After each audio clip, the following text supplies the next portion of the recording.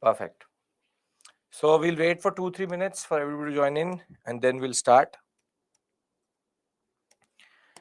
Today's agenda is to finish the advent of Europeans and thereafter enter tomorrow the successor state concept. Good morning, good morning, good morning. Ajit, no issues? Good morning, good morning.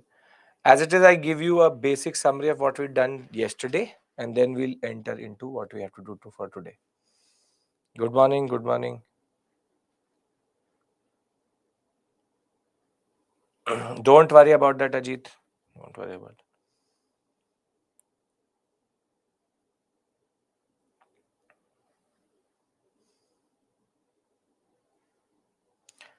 Kiru, in a later stage, not right now, later stage.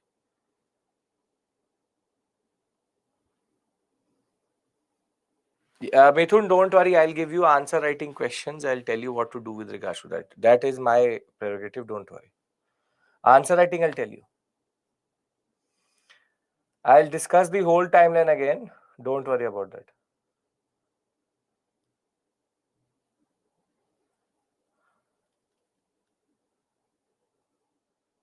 Right. Okay.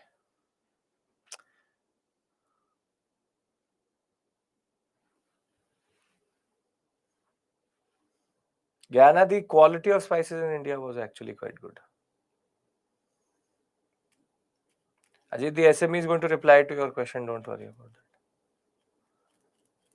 Constantinople is a very old Roman and Greek city. That is why it's very important in the larger context. Of no importance to you here.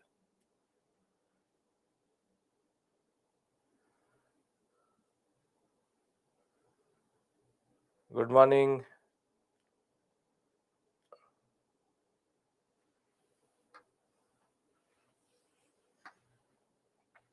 I'll talk about revision strategy, everything. First, let's cover a certain portion, then I'll tell you what to do with it. Administrative competition. Yashk. I'll do that, Lakshmi, don't worry. That is what we start with. No problem, Yasin. Anybody who was not there yesterday, what you've missed is something you can, as it is, watch again, but nothing. I'll just repeat that basic concept. Okay. Now, see, what did we do yesterday? Administration is how a country is run, or bureaucracy, what you want to become a part of.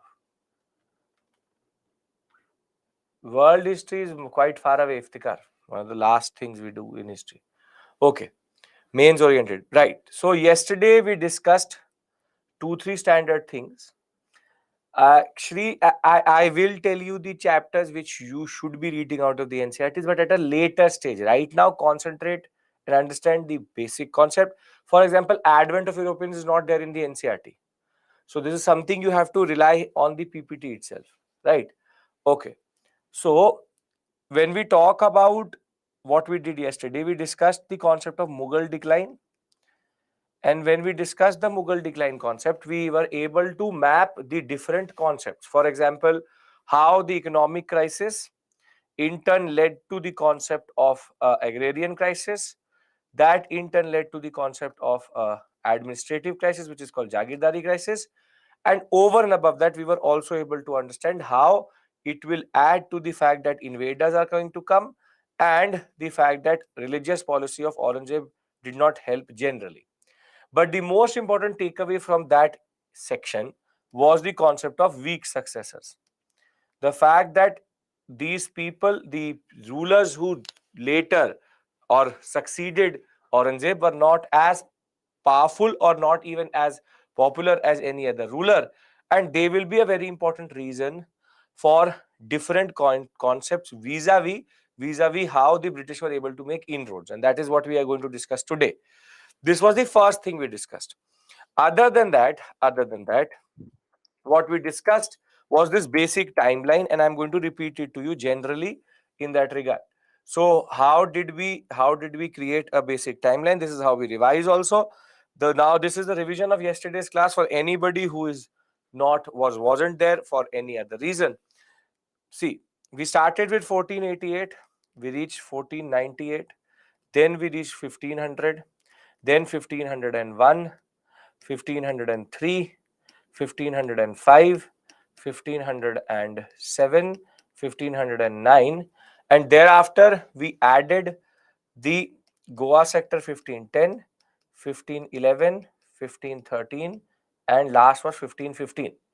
And very simply, each of these dates has a certain relevance for your preparation. Generally, I will tell you that though you don't have to learn this basic timeline, you just need to know the sequence of events. But the timeline based concept helps in revision quite well. And see, as it is easy to remember because the difference between each one of them is 2. This is 1, 2, 2, 2, 2, 1, 1, 2, 1, 2. So you can see basically that if you remember the code itself, that 1501, 3, 5, 7, 9, 10, 11, 13, 15, then you can remember it. Then you can generally remember it in that regard. So let's fill in the details, and this is what we did yesterday. Generally, the 1488 period is known for when Diaz will reach the Cape of Good Hope. Thereafter, Vasco da Gama is going to reach Calicut, and the Zamorians will meet him. Thereafter, you have Pedro Cabral, and he will reach again Calicut, but conflict with locals and Zamorians. Thereafter, we saw 1501, the period in which you have Vasco da Gama Khan. Again, you can always say it with me. Wherever you're sitting, it will help you revise. You will have Vasco da Gama comes back and not met with friendly Zamorians. This is the first factory, Cochin, first factory. Thereafter, Cannanore. Thereafter, this is called the Battle of Chaul. This is the Battle of Dew. This is Goa. 1511 is the Straits of Malacca. Then 1513 is Calicut. And last taken is the Hormuz Strait. Hormuz Strait. In the Battle of Chaul, Francisco Almeida loses son, wins over the alliance, and the alliance here was basically Portuguese versus Egypt and Gujarat. So I think we all remember this basic timeline from yesterday, and I have to repeat one more thing, which is the concept of blue waters policy. It's a separate issue altogether, but I believe that we all understand this basic timeline, and I've revised it with you now. And this is basically how the Portuguese are expanding in the Indian subcontinent. So we remember this. If we do remember it, I will repeat the concept of blue waters policy, and then we'll go a step further. Zamorians were nothing but the what we call as local rulers who were there in Calicut. Hormuz Strait would be the, I'll show it to you on the map, only 1 second. Hormuz is going to be this. So they were controlling Calicut, Cannanore, Goa, Kochi, Hormuz, and the Straits of Malacca would be Indonesia. So very simply, we have discussed the concept of this. I've made it now 3 times. So I think we are clear with regards to this whole concept. 15 letter is Straits of Malacca. Straits of Malacca. Okay. Now,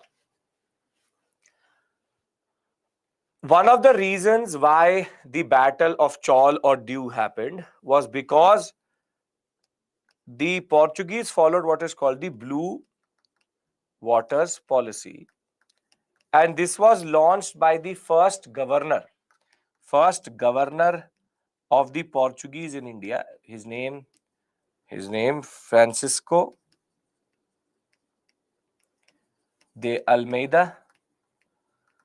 And Francisco de Almeida, very simply, wanted to,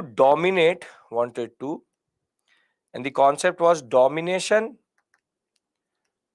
of the Arabian Sea along with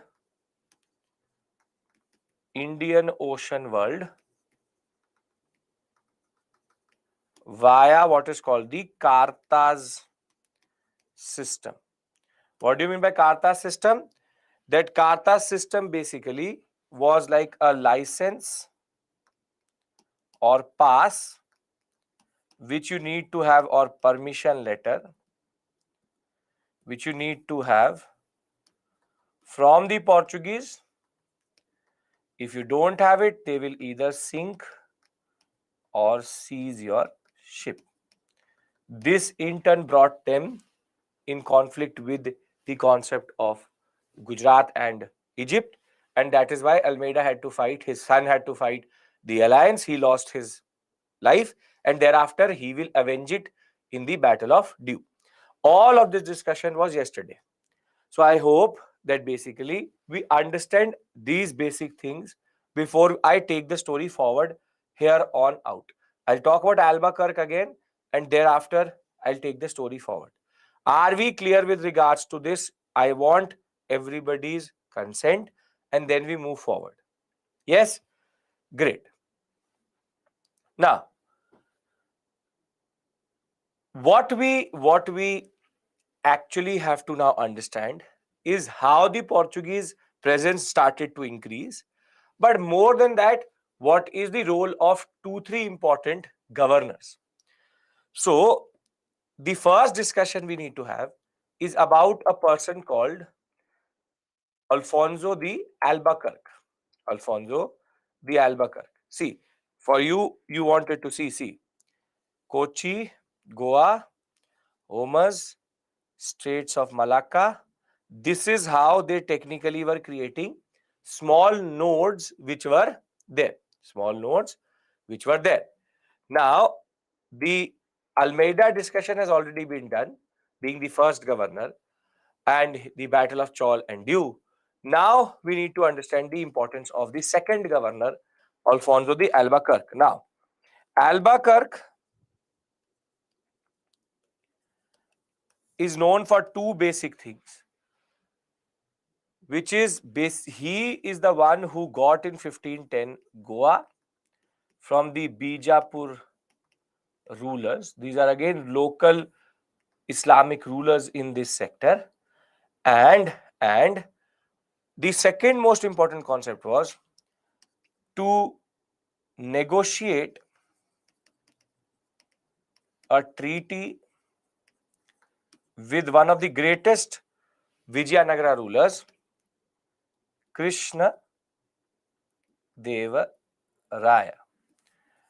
He had a good understanding with Krishna Deva Raya, and very simply, he was the one who was able to say that we will be the ones who will supply horses to the Vijayanagara state. Vijayanagara state. And more than that, he also appointed a personality called Frere Lewis to his court. So basically, there's a good relationship between the main power called Vijayanagara and the Portuguese who are only there in the Goan sector. But Alfonso de Albuquerque is also that personality who is considered the real consolidator. He is the real consolidator because he is the one who rapidly expands the position of the Portuguese in the whole Indian Ocean world. Whilst it was only Kochi or, for example, Cananore, maximum they were having Goa. He is the one who went beyond the Indian subcontinent and took Hormuz Strait, took Calicut again, took the Straits of Malacca. And very simply, he is considered one of the most powerful governors in that regard. And even when it comes to the Goan sector, he started to also intervene into local matters, in the sense that he is known for abolishing sati in the Goan areas. Sati is something which we will discuss in much more detail later, but is the concept of, and a very barbaric concept of, a widow uh, self-immolating herself on the funerary pyre of the husband, which is that she will sit on the funerary pyre of the husband and then she'll be self-eliminated. She's technically burnt alive in a way. And this is something which Albuquerque found extremely barbarous, and therefore he abolished it in his own dominions. So when we talk about his basic contribution, he took Goa, had a very good relationship with Krishna Devaraya, and he will expand it beyond Goa, Malacca, Calicut, Hormuz, and thereafter also introduce the policy of association and assimilation. He said that now the Portuguese can find a certain sense of belonging in the Goan sector, and let us now further create a certain community of Portuguese in Goa. So his major contribution is he is consolidating Ferrer Lewis, he is consolidating the empire of the Portuguese in a way. Now assimilation means to get added to the subcontinent. But as you can see, there's a peculiarity. Albuquerque, Goa has an understanding with Vijayanagara state, and thereafter also the concept of assimilation association, and expands the position of the British of the Portuguese in the Indian Ocean world. Now you can see one thing, that the Portuguese have a very peculiar system of colonization, which is that they don't want to go inwards, but they rather just want to control these small nodes. That at one point he wants to control Cananore, he one point wants to control Goa, Calicut, they want to control Cochin, they want to control the Hormuz Strait, they want to control the Malacca, but they don't want to go further inside. And this means that just by connecting these small dots throughout the Indian Ocean world, they argued that they would be able to dominate the Indian Ocean world generally. And this was one of the problems basically of the Portuguese in India, that basically they never understood what was actually happening. Very simply, by just controlling these small nodes, Omas, Goa, Kochi, you have Calicut, the Malacca. They at one point have also had Mozambique, Mombasa. You see, basically they are not expanding inward into the empire, but rather these are small dots which are connected together in order to create a certain presence in the Indian Ocean world. So the biggest issue for them, or the biggest weakness in a way, was that for them blue waters policy was very, very important. But tell me one thing, and I'm going to ask you a very genuine question here. In a ocean like the Indian Ocean, is it actually practical or physically possible to actually enforce the Karta system? Blue waters policy under Almeida already started. No.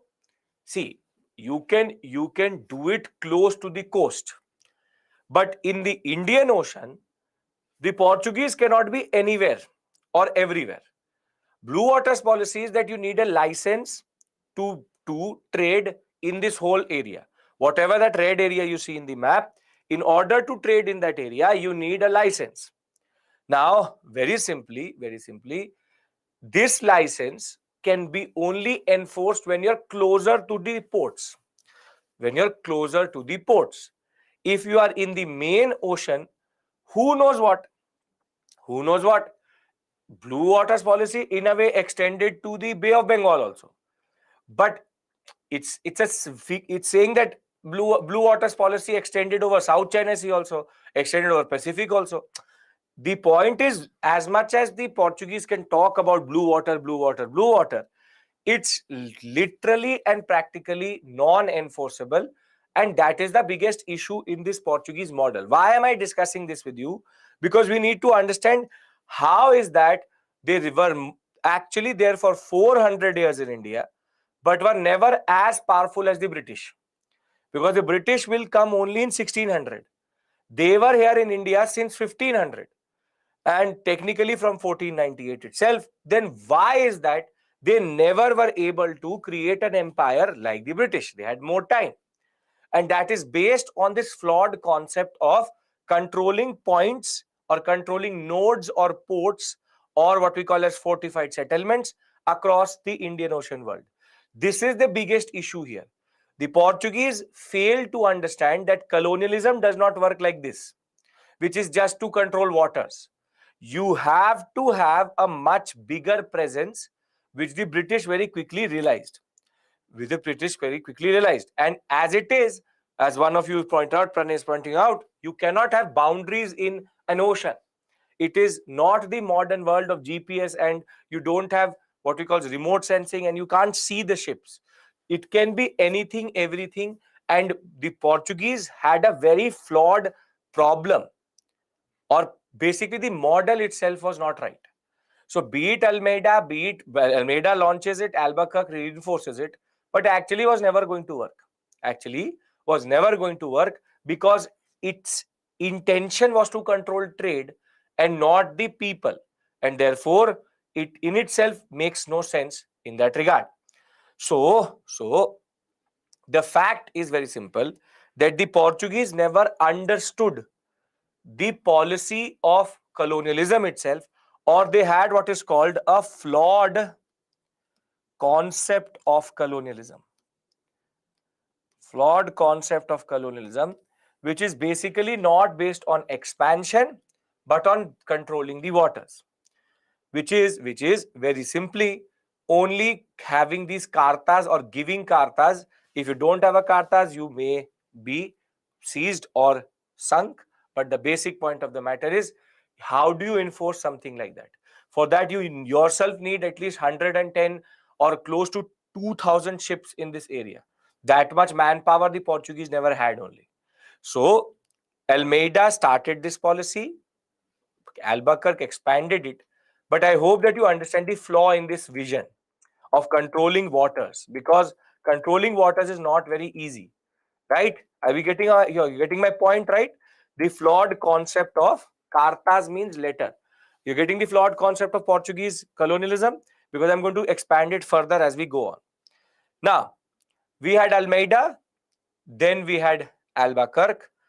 The next most important, or the third governor of the Portuguese in India, is a person called Nino da Cunha. See, you can see 1529, and here it technically is 1515. So between 1515 and 29, small governors, not important to us. We are going to discuss only the ones which are important to us. So you have Almeida, then you have Albuquerque, and then the next most important personality is a person called Cunha. Now, see, years of these governors are not important. Just remember their sequence. That's it. Okay. Almeida, Albuquerque, Cunha. Almeida, Blue Waters Policy. Albuquerque, Goa, and Krishnadevaraya. Now comes this person called Cunha. I'll discuss the concept of colonialism, don't worry, again, but let me go further. Now, the Cunha's most important contribution is that in 1529, he will shift the capital or headquarters of the Portuguese from Cochin to Goa, and now Goa will remain a Portuguese settlement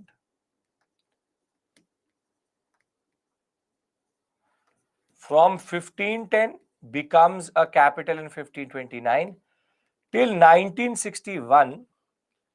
The Portuguese will be there in Goa, and we'll talk about Operation Vijay and how Goa was integrated into India in post-independence.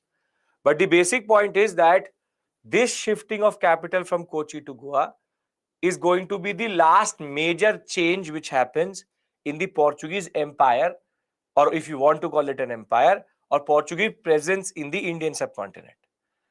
Now, Kunya also had a good understanding with the Gujarat ruler, but things got messed up very quickly. So, as soon as he assumes the office of governor in November of 1529, he shifts the headquarters from Kochi to Goa, and he had a good relationship with Bahadur Shah of Gujarat initially, wherein when Bahadur Shah of Gujarat was in fighting with Humayun, the Portuguese were ready to help Bahadur Shah of Gujarat, and for his services, he also got the island of Basin. Basin basically is nothing but Bombay, or not what we call as Mumbai. This concept of what we call as island of Basin, the Goan, the Bombay sector, the Mumbai sector was given to the Portuguese via Bahadur Shah of Gujarat. However, when the Humayun and Bahadur Shah of Gujarat relationship actually became better, the Portuguese had to fight for Basin.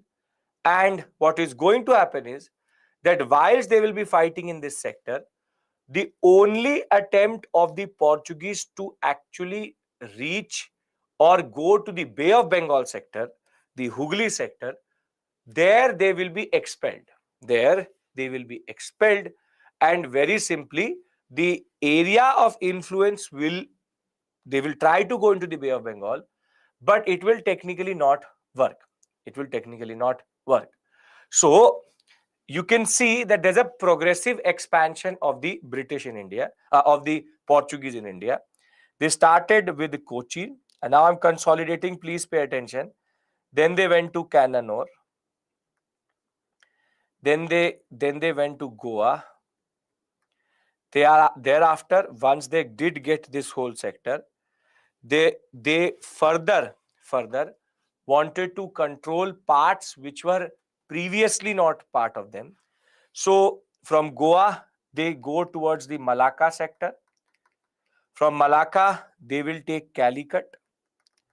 From Calicut, thereafter, they will take the Homer Strait. And then what will come to them is basically called Basin, which is nothing but the what we call as Bombay today. And later they will also get what is called Diu. They will also get what is called Diu. Now you can see their only attempt was Hooghly, but they will be very quickly expelled from this sector by the Bengal rulers itself, because the Portuguese are very what is called intrusive. They're very intrusive when it comes to internal politics in Bengal, and nobody wanted to tolerate that. So very simply, Portuguese had one issue, which is that they were always facing the Arabian Sea, and their presence in the Arabian Sea was actually quite a lot, but they never were able to control the Bay of Bengal fully. One more thing you need to understand is that they're only controlling these dots. They are not controlling anything internal. They just are in Goa, in Basin, in Calicut, in Cannanore, in Kochi. They don't want to go inwards, and therefore this is the concept of flawed what we call as colonialistic model.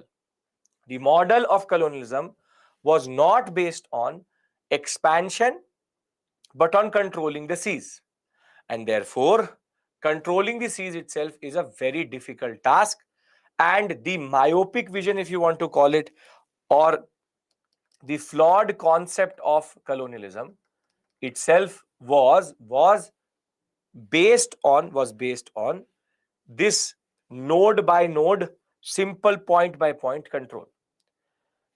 So they very quickly lost this sector. They very quickly lost this sector. Are you getting my point? At time, Hormuz was not part of India. Not part of India. Hormuz and Malacca not part of India. Are we clear with regards to this? All the discussion we've had yesterday only. I've repeated now 2 times. Very simply, they are expanding. They are expanding in a certain way, but their expansion is not based on proper colonialism. The expansion is based on controlling certain areas. Basin will come to them via the conflict with the Sultan of Gujarat. When Sultan of Gujarat wanted help from the Portuguese to defeat Humayun, they got Basin. Later, the relationship between Humayun and Gujarat is going to become better. So the Portuguese will be abandoned in that way. Flawed means problematic. Problematic. So I will give you order of capture. I've already given to you. This is the order of some of you joining now for some reason. We already discussed it. That discussion we had in the first beginning only. You have Kochi, Cananore, Goa, Straits of Malacca, Calicut, Hormuz. Yes, everyone.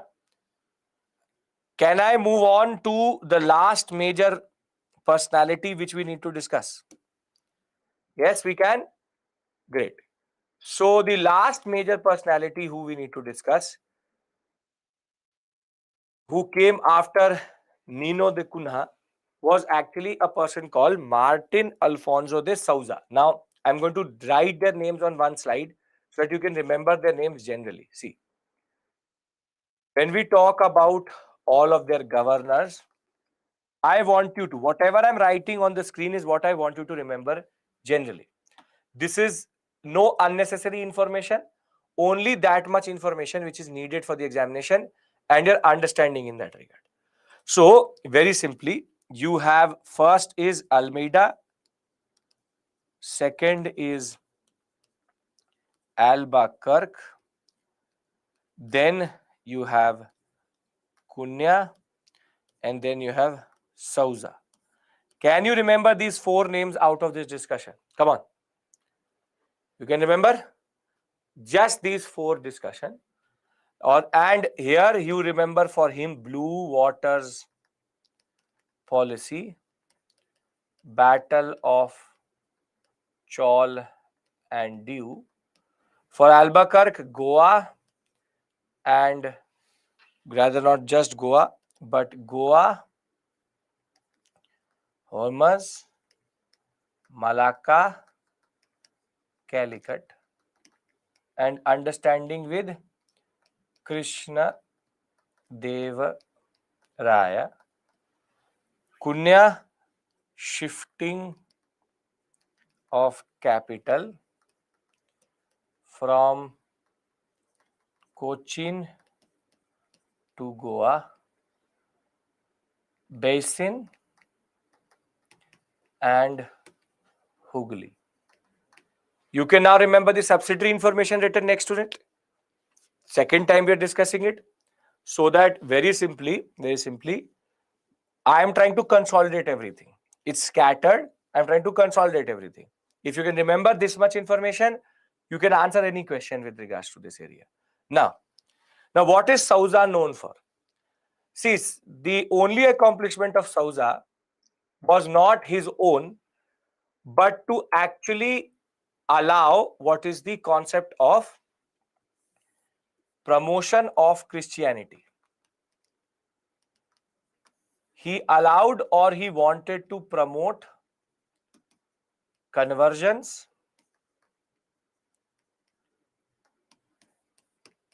and the basic point of the matter is under him came a very, very important personality called Saint Francis Xavier. Now, why is Saint Francis Xavier so important? He's important because Xavier is basically a Jesuit. Who is a Jesuit? Jesuit basically is a missionary of Christianity, specifically Catholic, and he has only one mission, which is to spread Christianity in India. Christianity in India. Jesuit means the person who spreads the message of Jesus. So Jesuit. Now, very simply, he is the one who is considered the father of Catholics in India. And while he will arrive in India under Sousa, he will travel Goa sector quite a lot, but he will go as far as in China. But one of the most peculiar aspects about Xavier is that when he goes to China, he dies in China. However, his basic wish was that he should be buried in Goa. So what happens is that his followers go to China, dig up his grave, bring his body to Goa, and rebury him in Goa. So this is one of the grave there. His followers said that his wish was to be buried in Goa. So they will go, dig him up, bring to India, then go to Goa, rebury him. And there's a church called the Bon Jesus Bisikla at Goa, which is actually named after Xavier. Now, let's consolidate and then move on to the Dutch in that way. Sousa, only important personality is Xavier, and very simply, he died in China and was died in China, reburied in Goa. And whatever I've written on the screen, if you can actually remember this much, the governors and the personalities related to the Portuguese is done. Almeida, Albuquerque, Cunha, and Sousa. Jesuit missionaries mean you would have seen it that there are certain priests in Christianity who have a very specific task. Not is what is Xavier, it would be who is Xavier. Who is Xavier? Saint Francis Xavier is nothing but a missionary. He's a person who's a priest whose only task is to convert people to Christianity. So Francis Xavier was the one who actually was more important than Sousa himself. But Sousa very actively pushed for Christianity to be spread in India. So whatever is written on the screen, can we remember it for the examination? Yes, no, we don't have to do a thesis on the Portuguese. We just have to understand the basic points here. Yes? Okay. Now,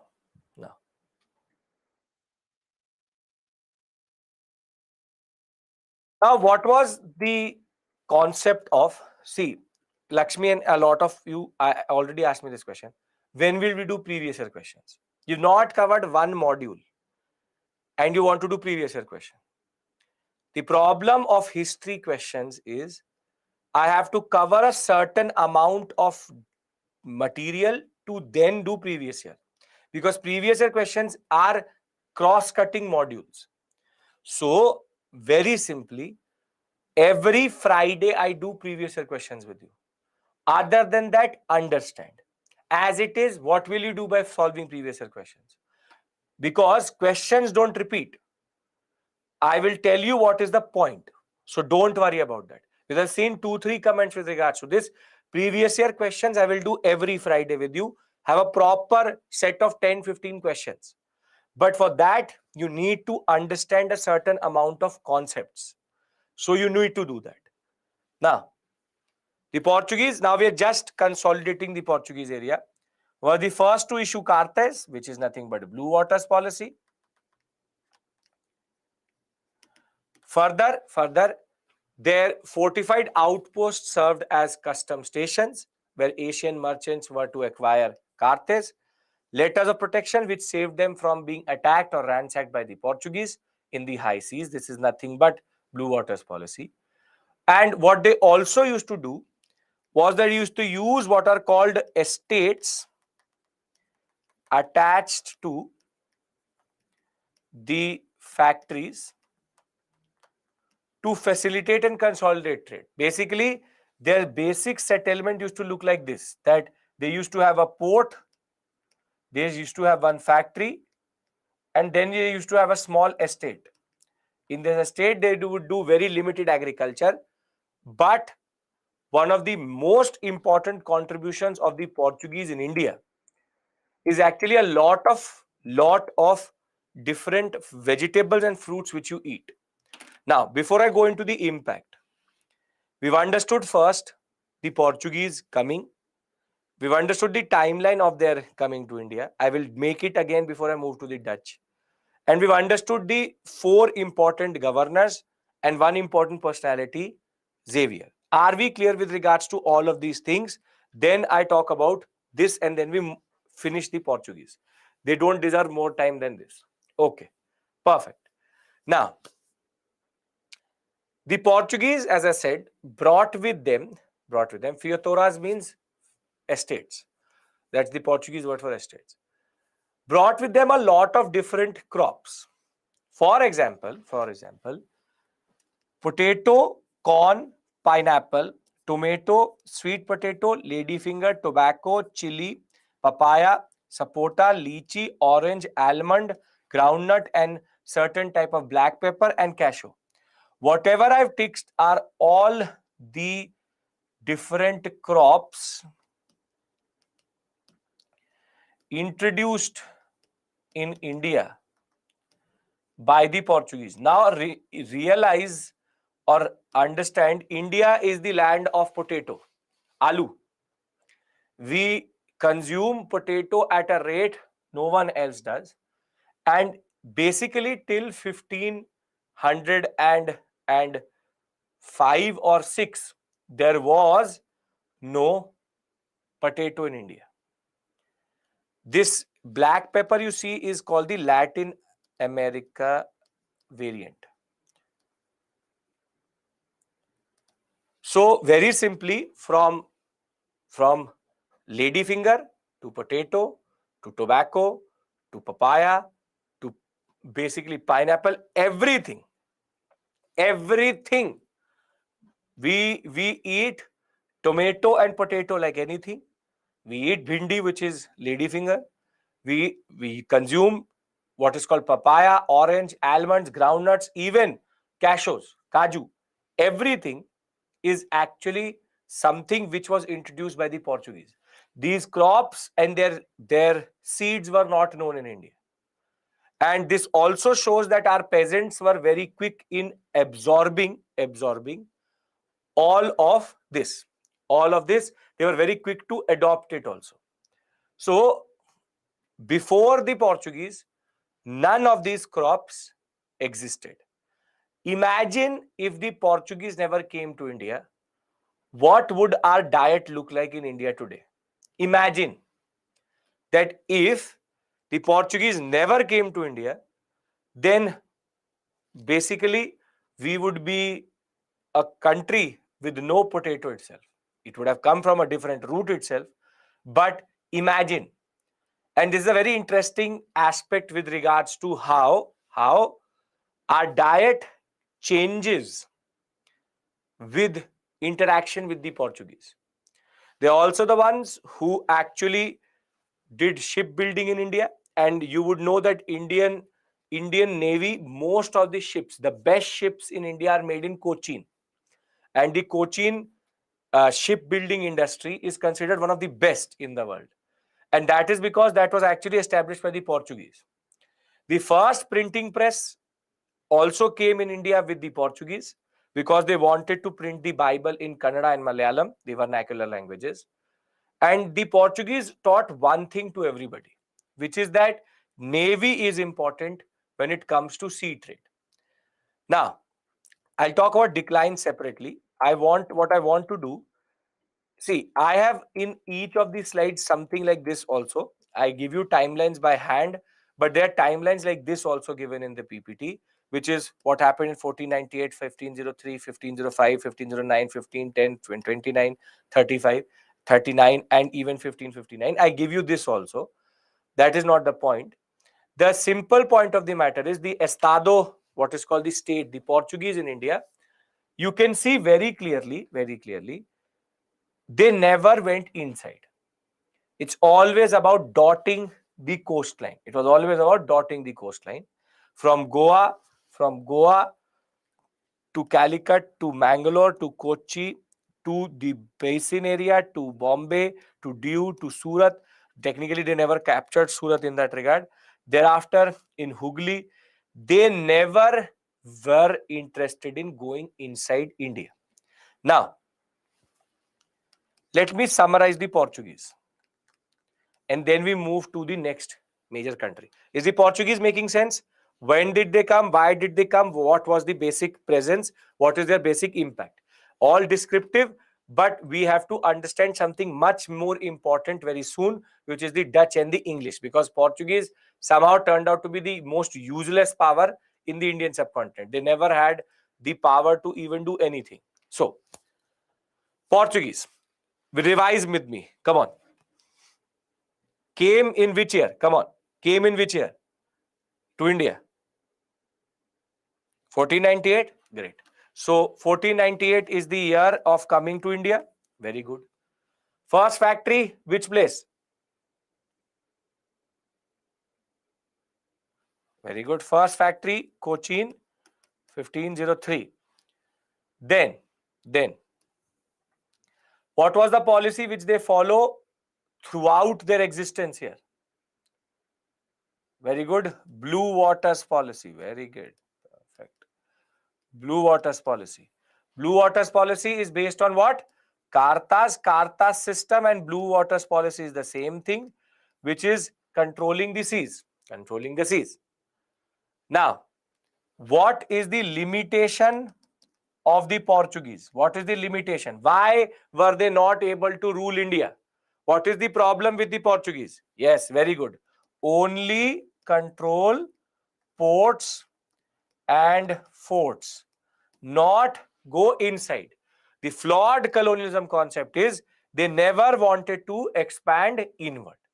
And also, they will very quickly become very conscious of religious conversion rather than actually concentrating on creating a stable empire in India. So, their obsession with water will also lead to their downfall. They introduce a lot of crops, and that is the basic point of the Portuguese. Now let's go to Europe. Let's go to Europe. Our discussion with regards to Portuguese is clear. I want to go a step further. Can I do that? Portuguese, nobody has any issues. We've been doing it for now 2 days.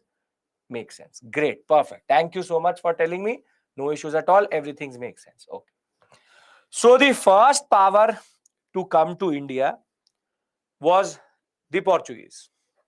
The Portuguese were the first to come to India. They were the first. The next are people who come from this country called Netherlands, but we also call them Dutch. They're called the Dutch.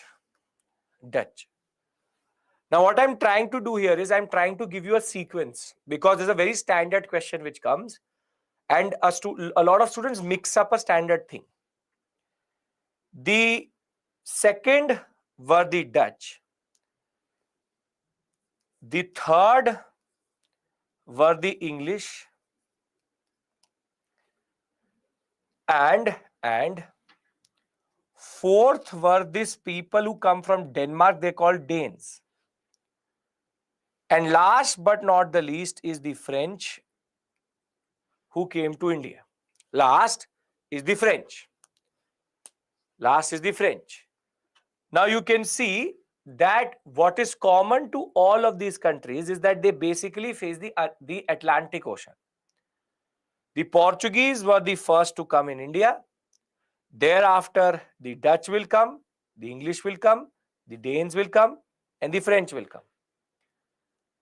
Now, what is the discussion we need to have is why would the Dutch come and what happened to the Portuguese when the Dutch came? So, the Portuguese, now please pay attention, I'm now going a step further. The Portuguese came in 1498 and basically till more or less 1600, no other power from Europe was interested in India or Indian subcontinent. They were not interested. As it is, they also did not have the capacity or navy to challenge the Portuguese. Now, this means that Dutch and Danes are not the same. Dutch come from Netherlands, Danes come from Denmark.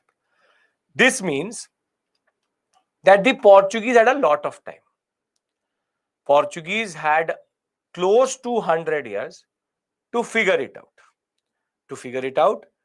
And if the Portuguese had created a certain model which would have actually concentrated on territorial expansion, there was no chance for any other power to come to India, specifically the English. Now, the Portuguese foolishly in this period will pursue a policy of what we call as blue waters policy, and they will only concentrate on navy and controlling the Indian Ocean. This meant that they never properly had a presence. Never ever. They just were very simply playing with this whole concept that we'll control this, we'll control that, but no territorial expansion. So the problem for their presence is the model is not of territorial expansion, but is about controlling ports. This means that once the Dutch will enter, they will in a way have a clean slate. Because if the Portuguese had actually taken interest, they would have controlled areas, but they didn't. So when the Dutch come in 17th century, they have a clean slate. Why? Because these Portuguese are just dotting the Indian Ocean and they have no real control. Now the Dutch, why did they get interested in the Indian subcontinent? The Dutch were interested in the China and India overseas trade. So their interest is again commercial.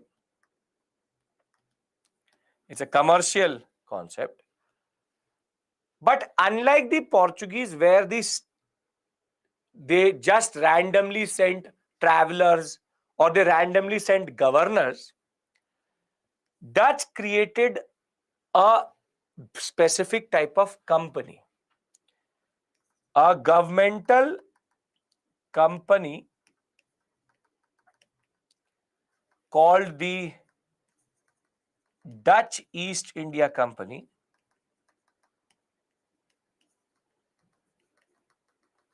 was created. Now, why are they called East Indies or East India? Because see,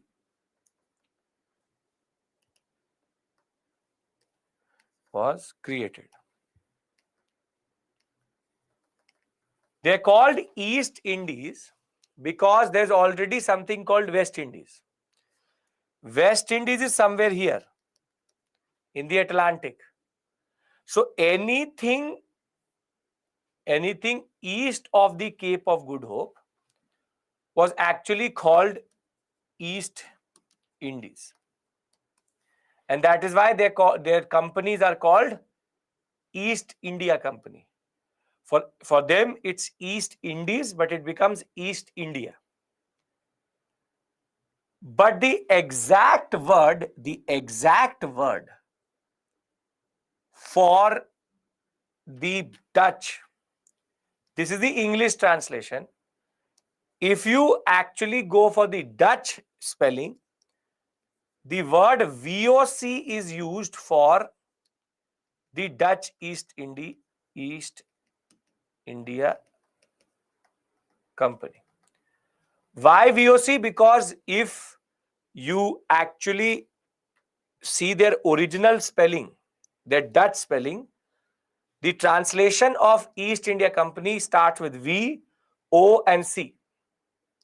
The SME will push you that what we call VOC full form, and you will automatically realize why do we call them VOC? We call it East India Company, but obviously that is in English language. In Dutch language, the VOC full form is actually East India Company.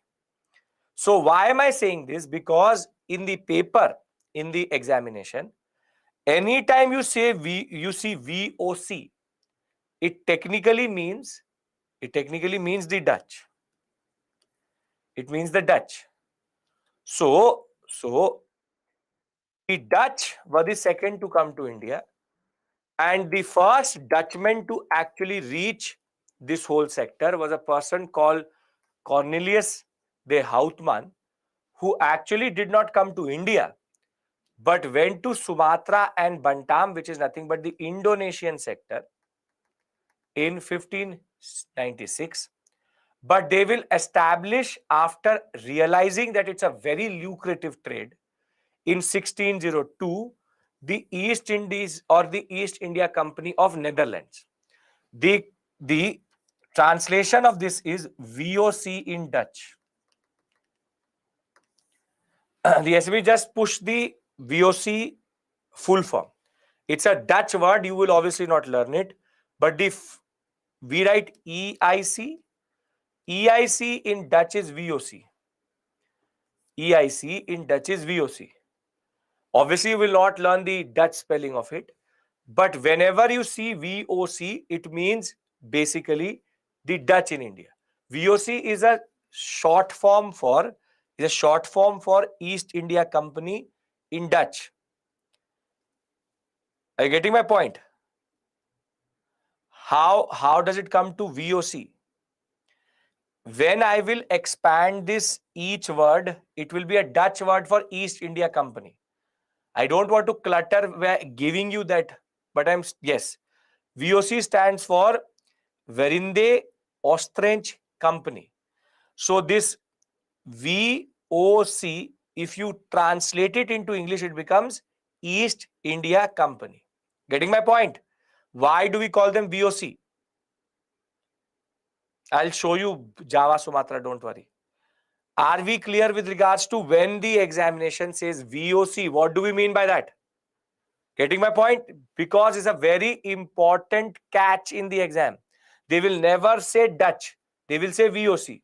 So you should be able to understand that whenever they say VOC, it is referring to the Dutch. That is the only thing I'm trying to tell you, because the Dutch East India Company is called VOC in their own language. We call them VOC. Again, it's not difficult. If I write something in Hindi and then I convert it into or translate it to English, the first words will be different. So same way, the real name of VOC or the real name of the Dutch East India Company is Verinde Ostrich Company, VOC, but we use the English translation of that, which is East India Company. Is this clear? Because it's a very minor point, but a catch in the examination. But a lot of students don't catch it that it's actually Dutch. Can I move next part? Yes? Okay. This company was empowered to carry war, conclude treaty and possessions. But see, when we talk about the Dutch, very simply, see, here you have the Portuguese. And the Dutch were very interested in this sector. The Dutch were extremely interested in this sector. This is called the Strait of Malacca. If you go, or if you need to go to the South China Sea, you have to cross the Straits of Malacca. And very simply, the Dutch, rather than concentrating on the Arabian Sea, will have their first position in Masulipatam. In Masulipatam or Masulipatam, they will, as it is, have a Bay of Bengal orientation. Because they wanted to control this part of the world, which is basically controlling any trade which happens via the Java Sumatra sector. Now, the Portuguese obviously will resist, but the Dutch army at this point of time was much, much more powerful along with its navy. And the gain of the Dutch will be the loss of the Portuguese. Very simply, the Portuguese will start to lose out in the Indian Ocean world, because once the Dutch started to appear and the Portuguese used to say, take the Kartas from us. Dutch used to say, why should we take the Kartas from you? And very simply, they used to fight on high seas and the Dutch used to prevail. So technically, once the Dutch enter the Indian Ocean world, the Portuguese power start to very quickly go down. So the 17th century marks the rise of the Dutch and the decline of the Portuguese. And very simply, the Portuguese were concentrating on the Arabian Sea. They will automatically become Bay of Bengal oriented, because they wanted to control the Java Sumatra sector, the Bantam sector, which is basically modern day Indonesia. But then why is that we did not become part of Dutch colonialism? Why is that I'm speaking in English and not Dutch? Why is that? The Dutch were the second to come to India. But this whole story I'm telling you is because why is that we went into English colonialism and not Dutch colonialism? That's a very valid question. I am speaking a colonial language, which is English. Now, why is that we don't think like a Dutch, we don't speak like a Dutch, and why don't we wear like a Dutch? What was the reason why the English were the ones who dominated and not the Dutch? Valid question? Question is valid, yes or no? I hope everybody is following me. It's a valid question. That if the Dutch were second, then how is that I'm speaking English? And the reason for that is that the Dutch again got obsessed with Indonesia. The Dutch, though had multiple trading stations in the Bay of Bengal and even in the Arabian Sea, they actually were not interested in India. And this is called the Dutch obsession with South China Sea. They were obsessed in controlling this whole sector. And Indonesia was actually under Dutch colonialism. Dutch colonialism spread through this sector, and the Dutch, in a way, never were interested in expanding into India. And that was the reason why the Dutch were never able to capture India and never tried it also. They never tried it also. They were happy to dot this whole sector with certain ports, but they were never ever interested. They were happy with Moslipatnam. They will get 2-3 more Pulikat and all, I will tell you, but they never wanted to go beyond that. So the ironical part is that the English were not the first to come to India.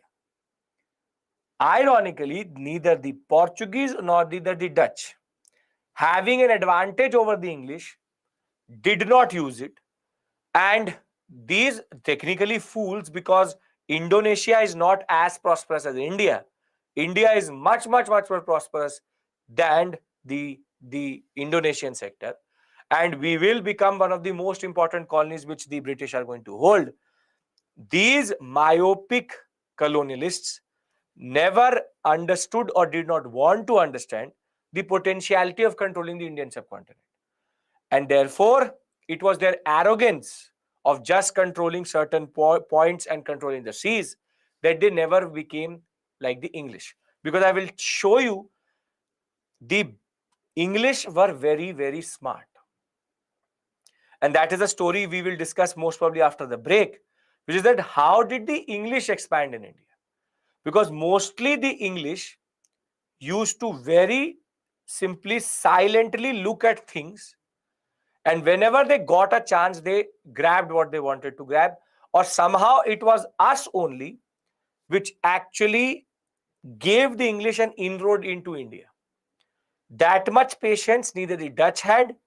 Portuguese as it is are useless. So I hope that you realize and you understand the larger discussion here. I will give you the facts related to the Dutch, but the most important discussion we needed to have is why is that the Dutch never expanded into India? And very simply, much like the Portuguese were obsessed with basically controlling the waters, and the Dutch were obsessed in controlling Indonesia. This point is clear. So if somebody asks you why don't you speak Dutch when they were second, the answer is Dutch were never interested in India only. Okay, perfect. So after their arrival in India, the Dutch founded their first factory in Moslipatam in 1605. I'll give you a timeline for this. They went on to establish different trading centers across India itself. They will capture the Nagapattinam sector near Chennai from the Portuguese, and they will make it a very important stronghold in the southern sector. But this is Moslipatam or Machilipatnam now it is called. They will concentrate here. They will get this Nagapattinam. Thereafter, the timeline is very straightforward. See, I've given it to you in this form. Dutch will establish factories on the Coromandel coast, in even Gujarat, in Uttar Pradesh, Bengal, Bihar. 1609, they will introduce their first factory in Pulikat late. So you have Pulikat. Thereafter, one second, the color is not visible.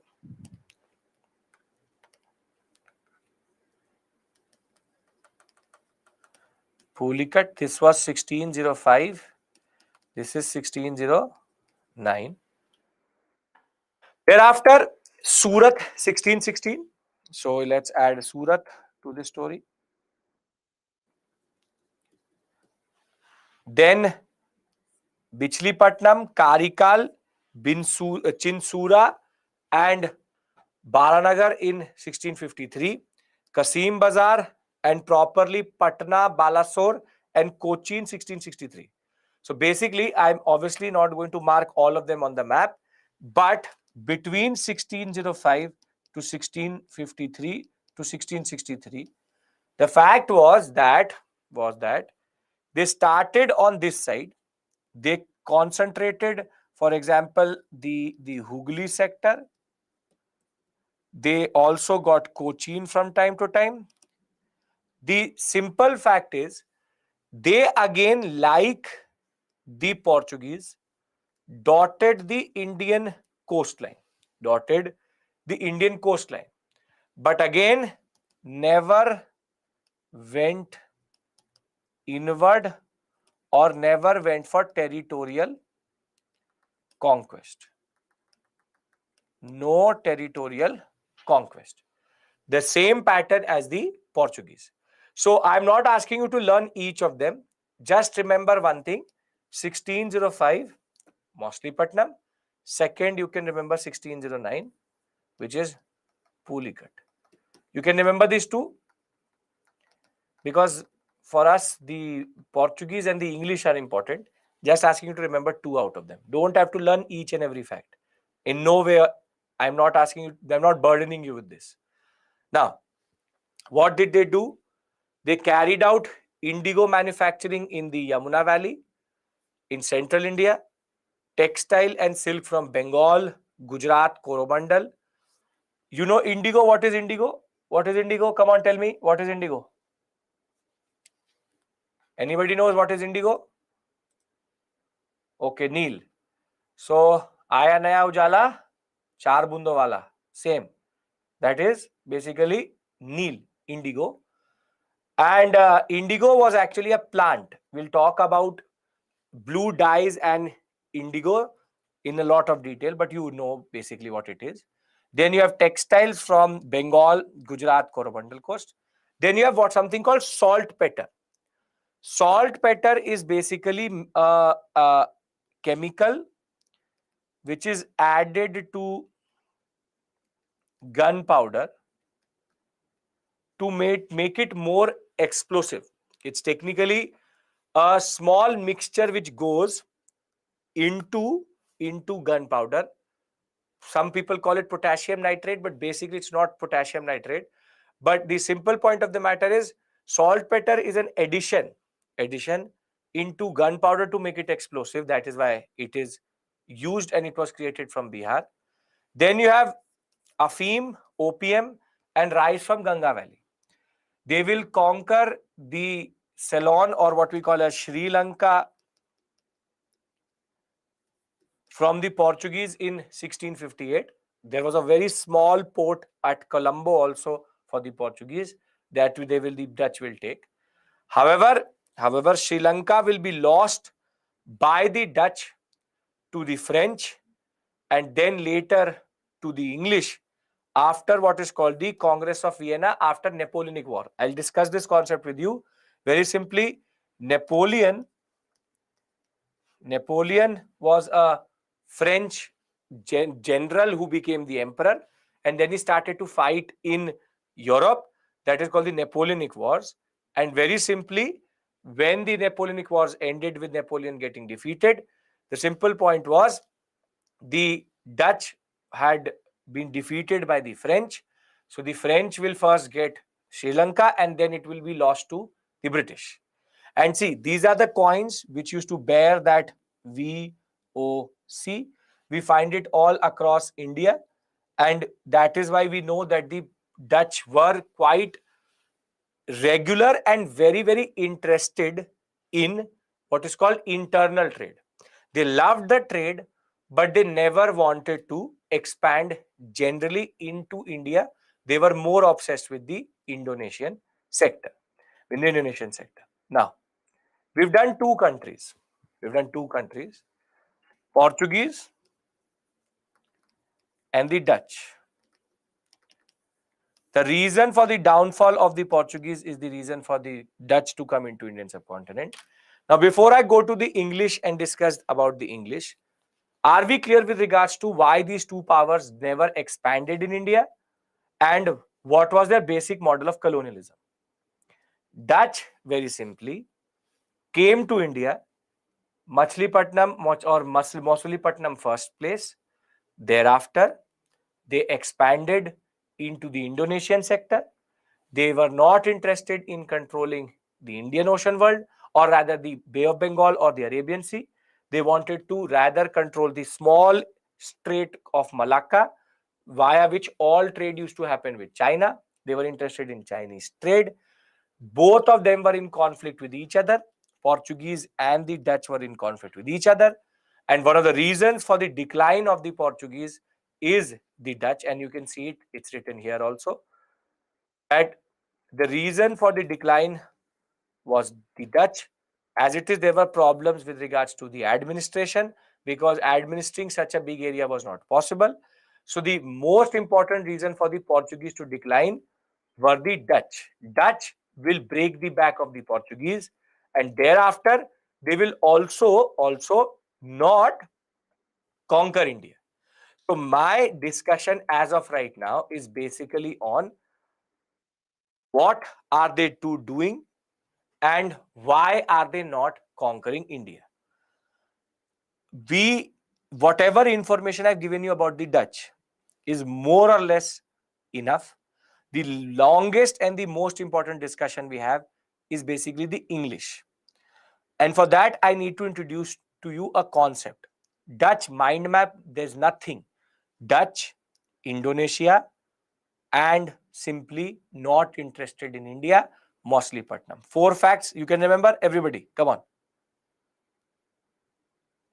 All filler moving towards the English. I need your feedback here. Lot of facts, trying to cut clear of that and telling you why is that the Dutch did not expand in India. Yes? Okay. Now, before I go to the English, I need to discuss a concept with you, and we'll talk about the English after the break. Now, please pay attention and listen to me. When it comes to profit, when it comes to any form of proactive marketing, which company, a private company or a government company, is going to be more aggressive? A private company. Very good. See, what is common to the Portuguese and the Dutch, specifically the Dutch, is that their company was a governmental company. Now, if your company is a governmental company, then who pays the initial capital for the creation of this? The government. Very good. The government pays for establishment. Very good. Second, the orientation of a governmental company is never profit maximization, but it is actually more about survival. Because, for example, best example, BSNL, MTNL vis-a-vis Airtel and Jio, the fact is that they know even if they do not generate a profit, they will survive, as government will infuse more money. Am I right? A governmental company somehow is not aggressive but more stable. Can we agree to this? Can we agree to this? Yes? Very good. So this is the nature of the Dutch and the Portuguese. Dutch and the Portuguese. Now, when it comes to the English crown was very clear. The English monarchy said, we don't care. We have no intention in creating this type of a company. We are not going to give up any form of capital. We will not give money for anything, be it whatever. Yes, India trade is very, very lucrative. Well, I don't care. They were like, we don't care.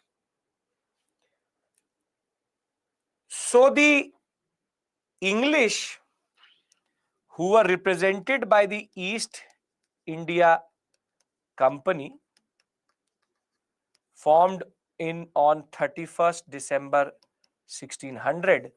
Previously, it was called Merchant Adventurers, later renamed as East India Company. This East India Company had no governmental funding. Zero, nothing. Rather, the East India Company, before it will come to India, was called a joint stock company. Now, this is the concept I need to discuss with you. What is a joint stock company? And then we take a break. Now, let's imagine.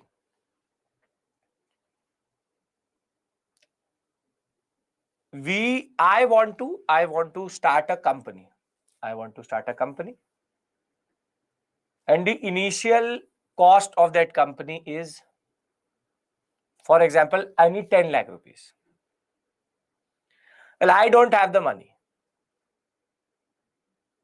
So what I do is that I ask each one of you that why don't you invest in my company? Give me 1,000 rupees and I will give you a share in my company, which you want, you can later sell. But initial capital will be raised via people coming together.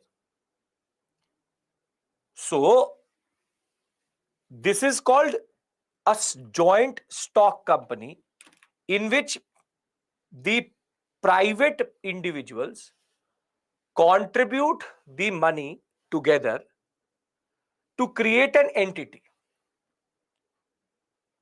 Now, technically, they are called shareholders or stockholders. The East India Company initial capital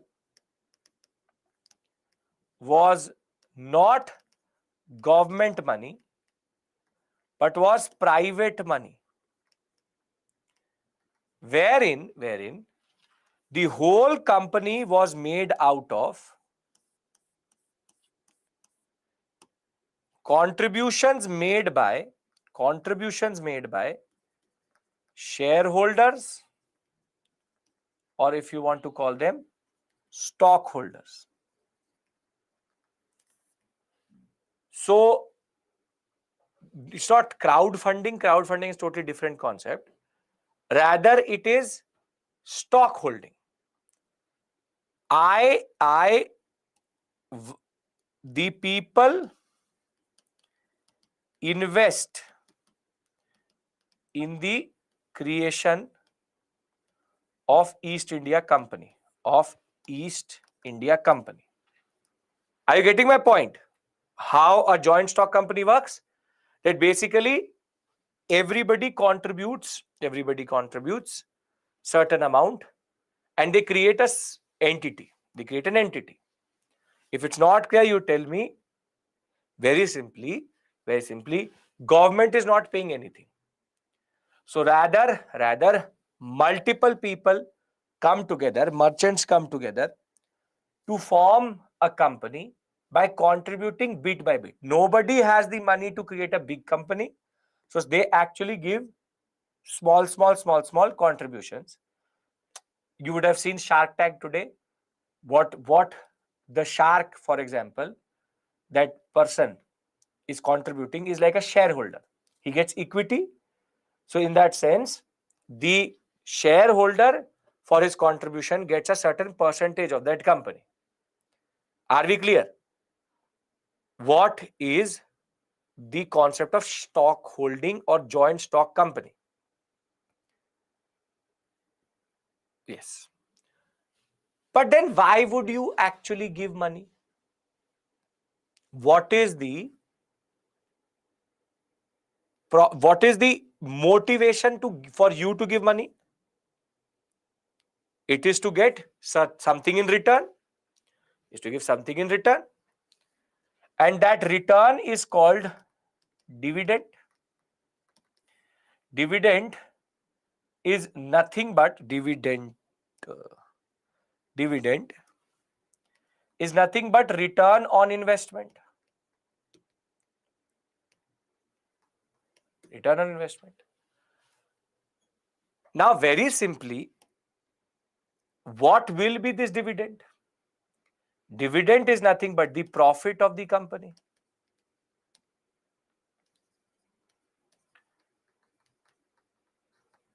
Now, if I have 100 shareholders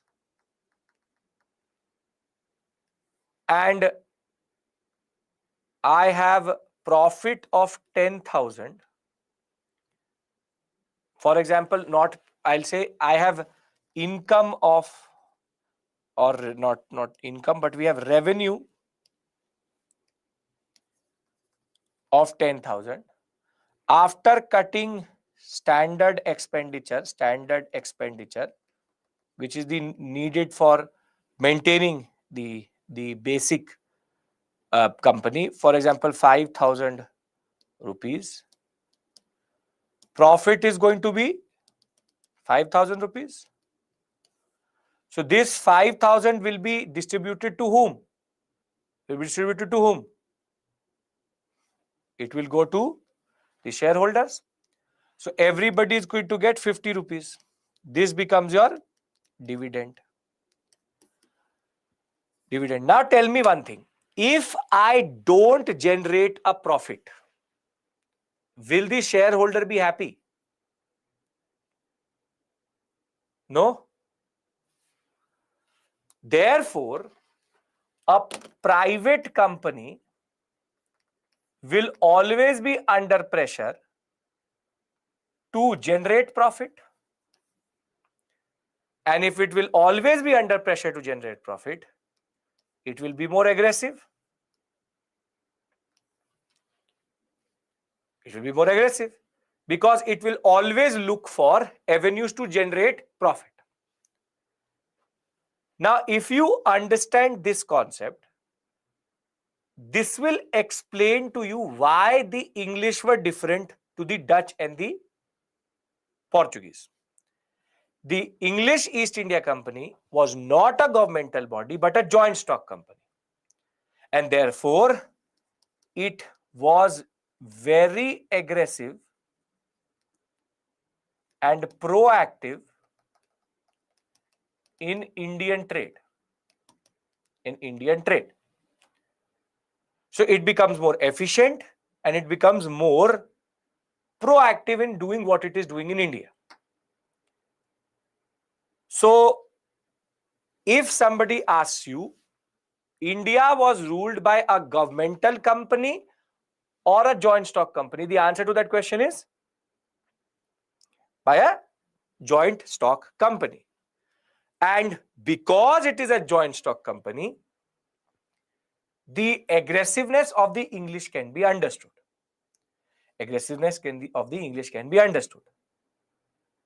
Now, the last point I will tell you before I give you a break, because I will discuss the charter after the break, is that if I have 100 shareholders, not all can be decision makers on what the profit is going to be, where should we expend and this and that. So rather, I will take 5 people or elect 5 people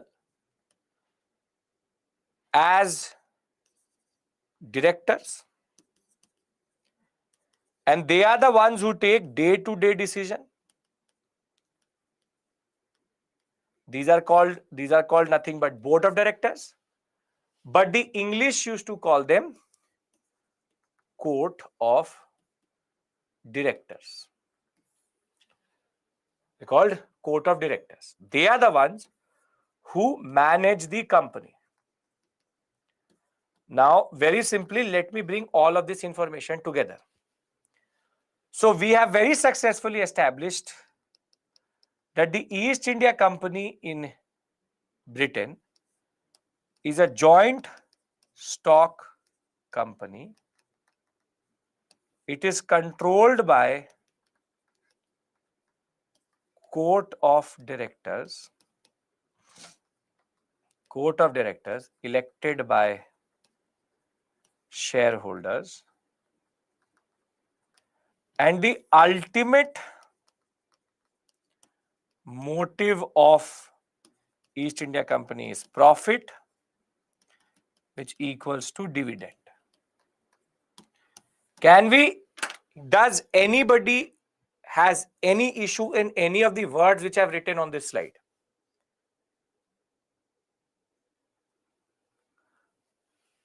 No? If not, then I'll give you a break. No issues? Every word which is written on this slide makes sense and you're able to understand this difference. Difference between East India Company of Dutch and English. They can't be the same. They're called East India companies, but one is the English, one is the Dutch, one is governmental, other is private. So, very simply, East India Company was set up in Britain. It's set up in Britain only. It is set up in Britain only. But it is not set up by the government. That is the only point I'm trying to argue here. It is set up in Britain. It is set up in Britain. VOC is the full form of the Dutch East Indies Company in Dutch. That's it. Yes, Portuguese and Dutch are governmental companies. Technically, Portuguese do not have a company only, but the Dutch had a governmental company. Clear, everyone? Come on. Clear? Then I give you a break for 10 minutes. 10 to 12 minutes as per need. Okay. Clear? Great. So it is what? 7:32. We come back at 7:45. Because you have been very cooperative, 3 minutes more. Thank you. See you at 7:45.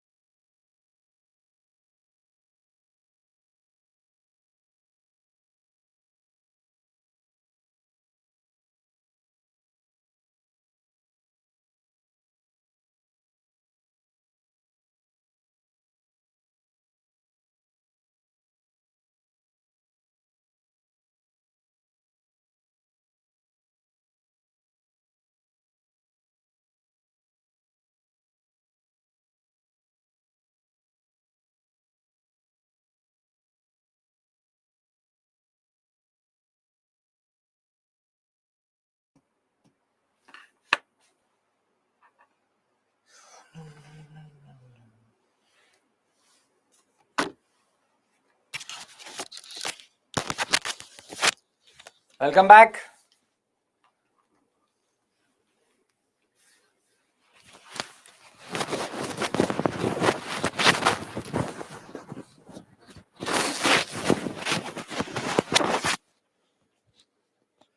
Arnab, not black pepper of what sort we use, their own Latin American variety.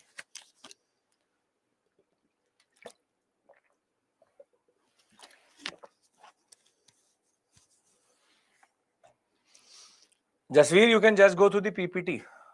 Buy that book also. Go to the PPT. And you will be getting it very soon. Okay. What is their purpose? Trade. Trade. Okay. Now please listen to me, please. Now see. The Portuguese are already in India. The Dutch have also reached. All are for trade. All are for the lucrative, rather controlling the flow of commodities to Europe. Now you said, what is the purpose of East India Company, or why would there be a private company which will be formed in Britain for,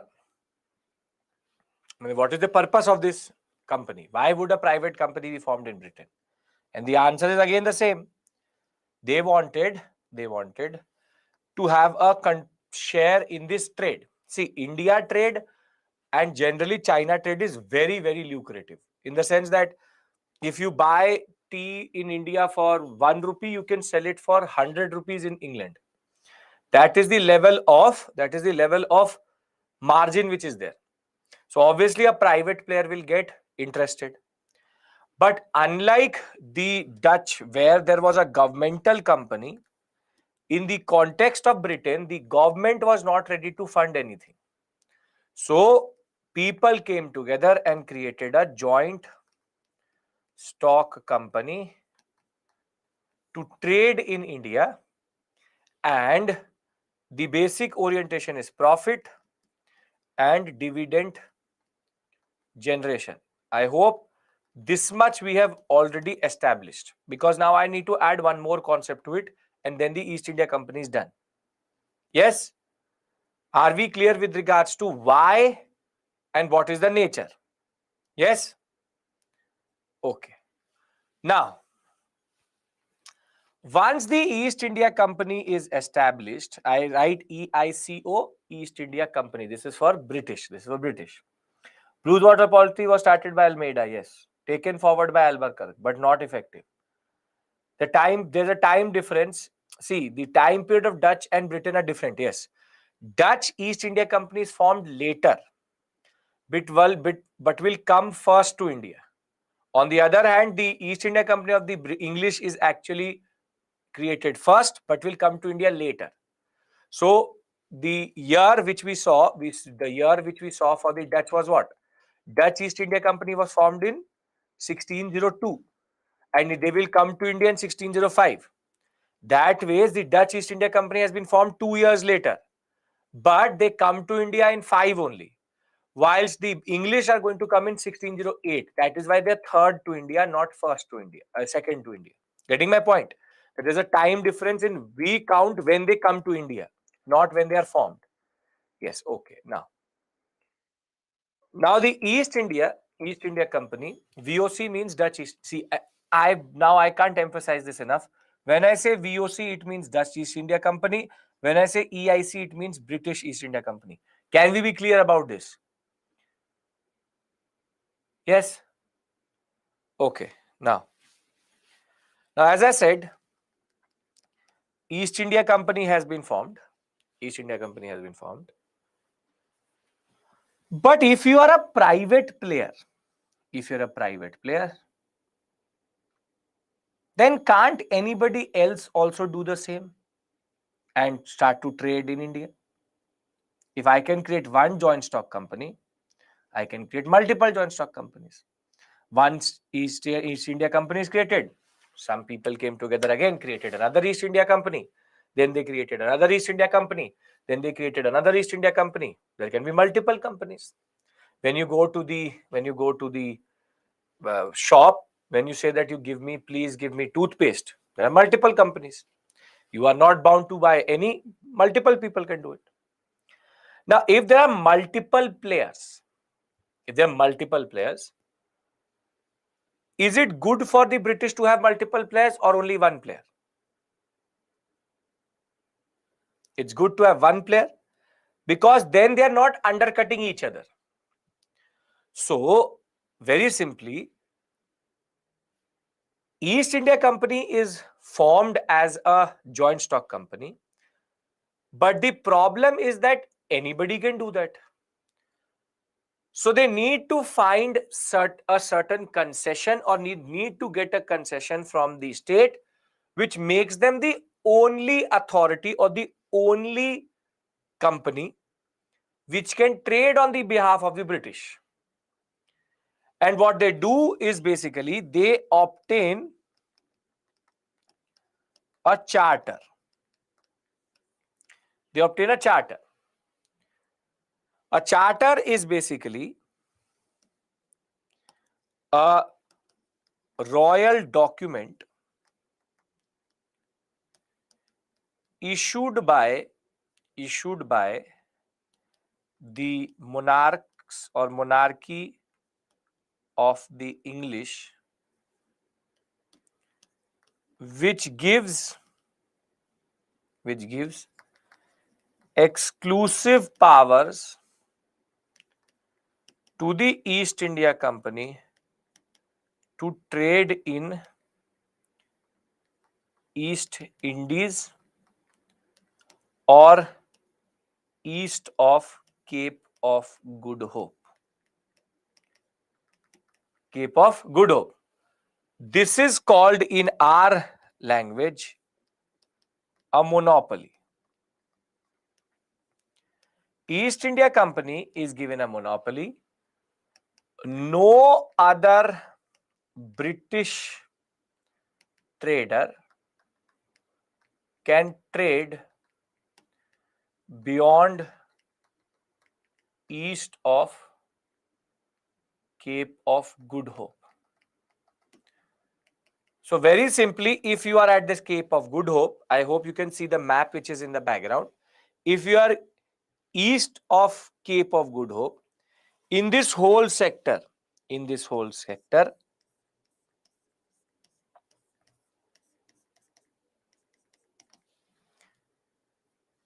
the British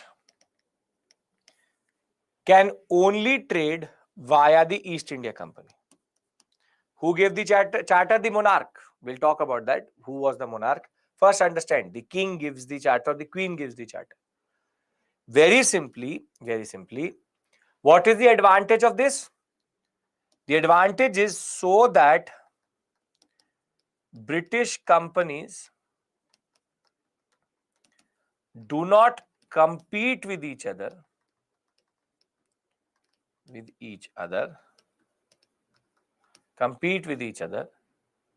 and undercut the interest.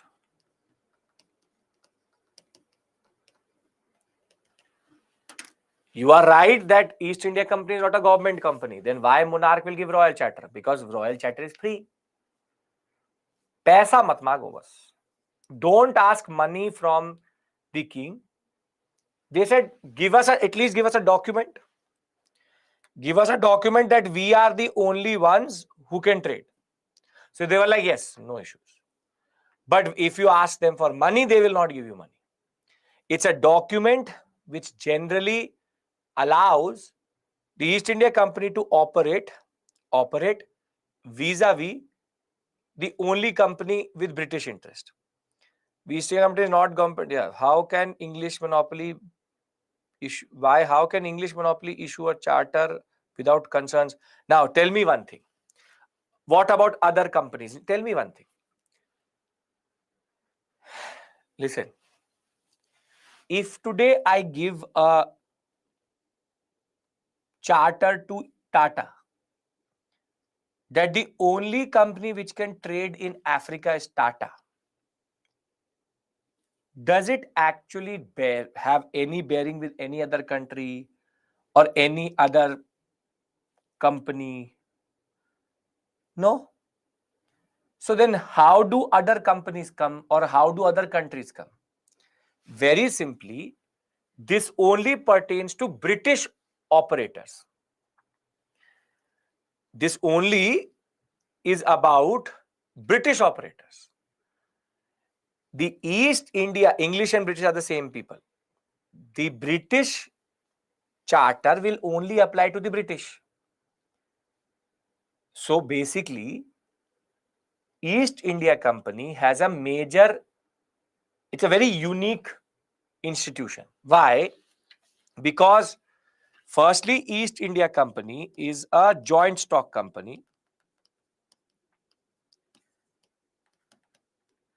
What does the crown get in return? The crown gets in return any trade which is going to happen is going to help the people of Britain. That is the basic concept. See, I'm now summarizing this. Please pay attention. They don't get taxed. They actually don't get taxed. Is this company also consists share of Dutch company? No. Dutch company is Dutch company. Britain company is Britain company. Britain, England, English, same thing. Very simply, East India Company is a joint stock company, which means that it is a private company and it works for dividend and profit. Second, in order to make sure that the British can compete with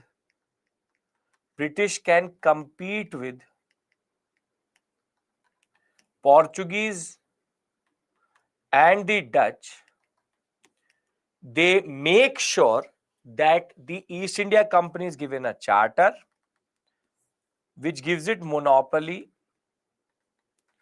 over China and India trade.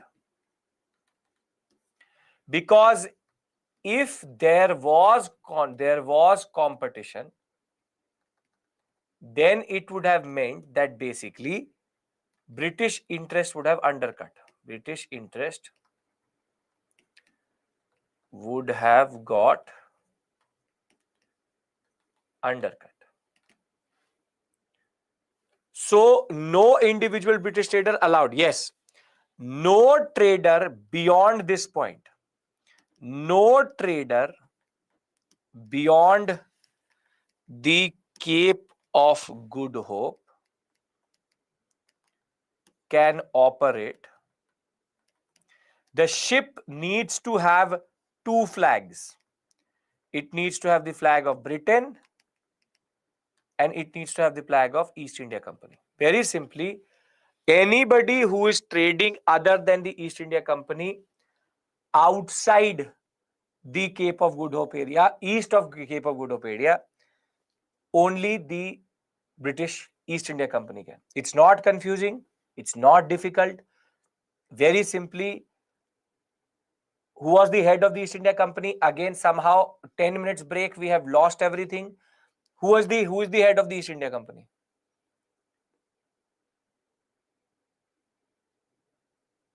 The court of directors. That is what I told you. Next time I'll give you a break once I finish the topic, because now I get it. What is happening is you're asking me very standard question. What is joint stock company? See, listen to me very clearly. It's not rocket science. Very simply, British monarchy does not want to push in governmental money. So they say, okay, don't give us money. At least give us a charter. They create a company, they get a charter, and that charter gives them a monopoly over any trade which happens. And please understand this. Portuguese also trade beyond Cape of Good Hope. Understand one thing. How does a British charter apply to the Portuguese? Why are you bringing in other countries? Sorry. Tell me one thing. If today issue a decree that only Tata is going to trade in Africa, does it apply to a company in Britain? No. So why are you bringing in the Dutch? Why are you bringing in the Portuguese? It does not apply to them. It is to compete with them. I said no trader will go into.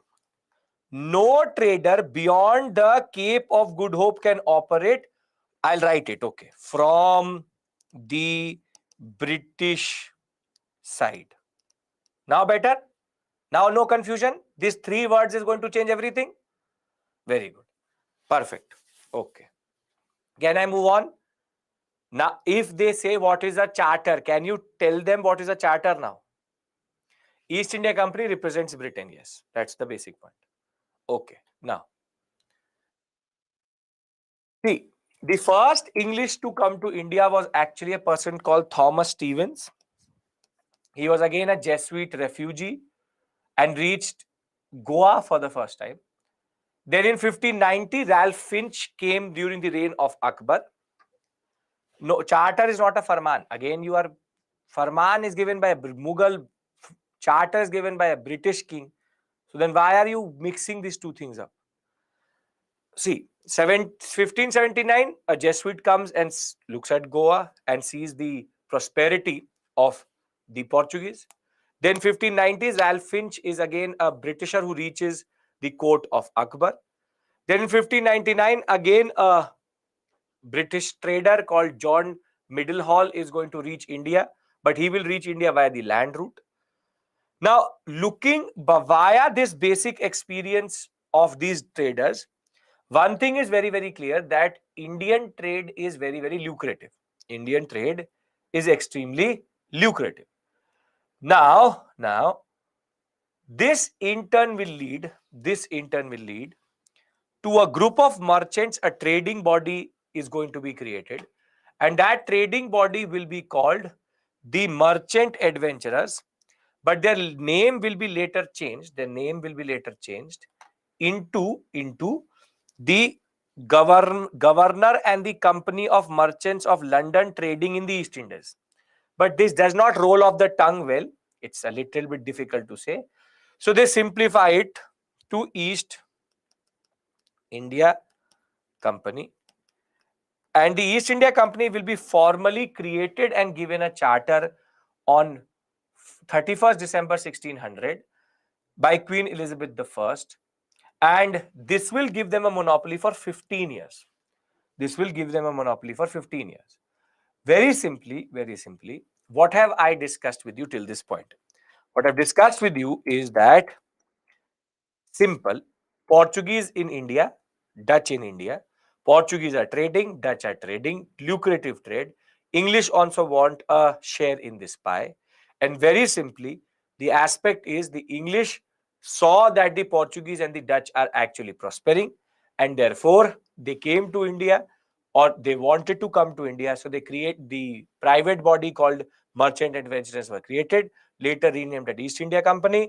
Once it becomes a joint stock company, initial capital is there.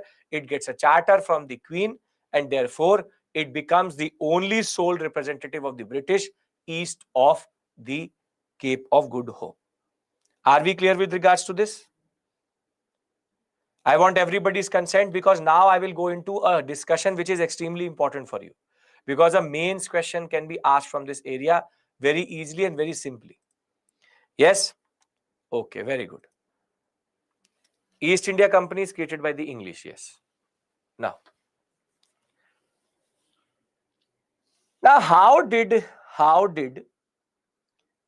the British find their feet in India? Now, what I'm going to discuss with you is basically a very standard question can come and in the examination, is that how did the English find their space in India? And that was basically via a whole flurry of, or what we can say, a whole series of concessions and orders. And an order in Mughal terms is called a farman. So farman, order, same thing. So these series of concessions and farmans are seen as the stepping stone of the English in India generally. Now, the first and foremost point you need to remember is, see, the Portuguese have been there in India for close to 100 years. Now, they don't want anybody else to trade, but the Dutch very systematically took away their power in the Arabian Sea. There's a Mughal ruler, and you would know his name. His name is Jahangir. Jahangir, basically, the son of Akbar, Salim, he is annoyed by the Portuguese. The Portuguese sit in his court. They always are doing politics. And there was a person called Father Pinheiro who was representing the Portuguese in Jahangir's court, doing politics. Don't let them to trade. Don't let them to trade. Don't do this. Don't do that. So Jahangir was annoyed by the Portuguese and he wanted a solution to the Portuguese. So when in 1608, the British will formally, the East India Company will formally send a person called William Hawkins, the Portuguese will try to remove or will not allow him to even meet Jahangir. Will not allow him to meet Jahangir. They will create a lot of pressure on Jahangir that basically Captain Hawkins, when he will approach Jahangir's court, there will be a lot of Portuguese resistance. And the Portuguese will not let even Jahangir meet with Captain Hawkins because they knew that there's a new player in the town called the English. Now the English had to prove that they were an alternative to the Portuguese, and as it is, the Portuguese were acting over smart. How Portuguese find their place in Jahangir's court? Standard Akbarian interaction. Akbar allowed the Portuguese to enter. Akbar was a curious man, allowed Portuguese to enter the court, and all different religions were there represented in the court. So that is a Mughal policy. They allow anybody and everybody from different stratas to be part of the court itself. So now Portuguese give a lot of resistance to the English coming. The turning point where Jahangir will realize that the British can be an alternative to the Portuguese is when there will be two wars which will happen, 1611 and 1612, wherein the Portuguese will fight the English, and the English will defeat the Portuguese. Now Jahangir's eyes will lit up that, okay, there is another European power which I can use to remove these annoying fathers in my court. And the English were good in one thing. That they are very good in appeasing people. They will make you feel that you are on the top of the world, but they are technically the same people who have a knife on their back. Every time they wanted to meet Jahangir, they took a lot of different gifts. And once the Portuguese will be defeated by the English, Jahangir will accept that the English should come to his court, and they will give him extremely interesting gifts. A globe which Jahangir had never seen. His name was Jahangir, the person who rules the Jahan. And he was obsessed by the globe. When you will do art and culture with me, I will show you his all paintings used to have a globe. For the first time, he was given spectacles. And he was intrigued that how can things come close to him. He was given a hourglass and he was obsessed by these things. He had never seen these things. Wine was given to totally filled up with gifts. The British know how to take out anything from you via basic appeasement. So it was Jahangir who actually gave the first concession to the British in India via this interaction, and that is called the Farman of 1630. And then he also gave another Farman, which is called Farman of 1615.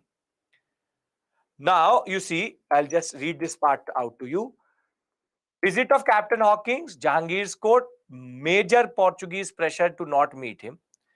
Thereafter, in 1609, when the British will realize that the East India Company needs more time, James the One will remove that 15-year concept that the charter is only given for 15 years. He will make it indefinite. In between 1611 and 1615, the British will defeat the Portuguese twice. Captain Middleton will defeat the Portuguese at Bombay, and Captain Best is going to defeat Portuguese at Swali, which is near Surat. This is going to give Jahangir an idea that why not use the English to undercut the Portuguese. Are you getting Jahangir's thought process? That Jahangir could see that my father have given me this Portuguese in the court. Why not use the English to undercut the Portuguese and remove their influence over the whole coastal sector? A farman is nothing but an order. Farman, farmaiye, farman, order.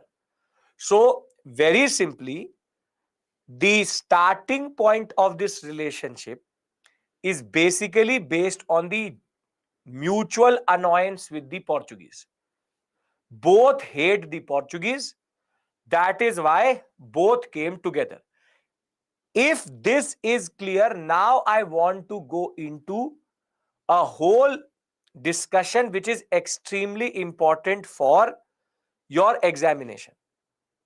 Because now I will go one after the other, give you farmans which will change the fate of the British in India. Yes? Very good. So we all understand how they got the first inroad. Charter is given by the English crown, has nothing to do with the farman. Okay. Is everybody with me? Please, you have to be more vocal. Then I will go forward, because hereafter it will become a little bit heavy. Fleet means a small army, a small navy. Okay. Yes? Sadhna, what's the issue? I will Mantaj, if you were there yesterday, I give you a mind map and I give you a timeline in the end. How can I give it to you the first? First, let me discuss everything with you and then I will tell you. Okay. Now, Corley, I am talking about 1600s. This is not the period of decline of Mughals. Mughal decline will happen in 1650 and onwards. Okay. It is not confusing. It is nothing. Simple. Listen to me. 1608 they come. Are the English able to meet are the English able to meet Jahangir? Yes or no?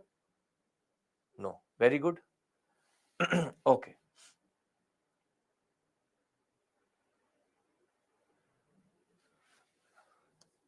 You have Portuguese block the English in Jahangir's court. Yes. Shruti will come to that. First, let me give you the basic story. We will do multiple revisions. Don't worry about that. First, listen to the story. Now 1611, 1612. English defeat the Portuguese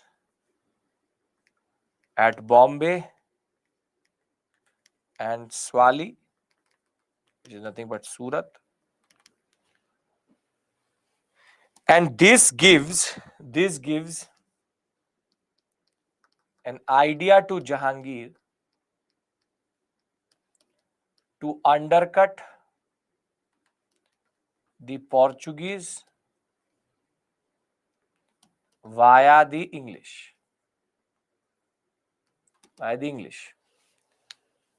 Now,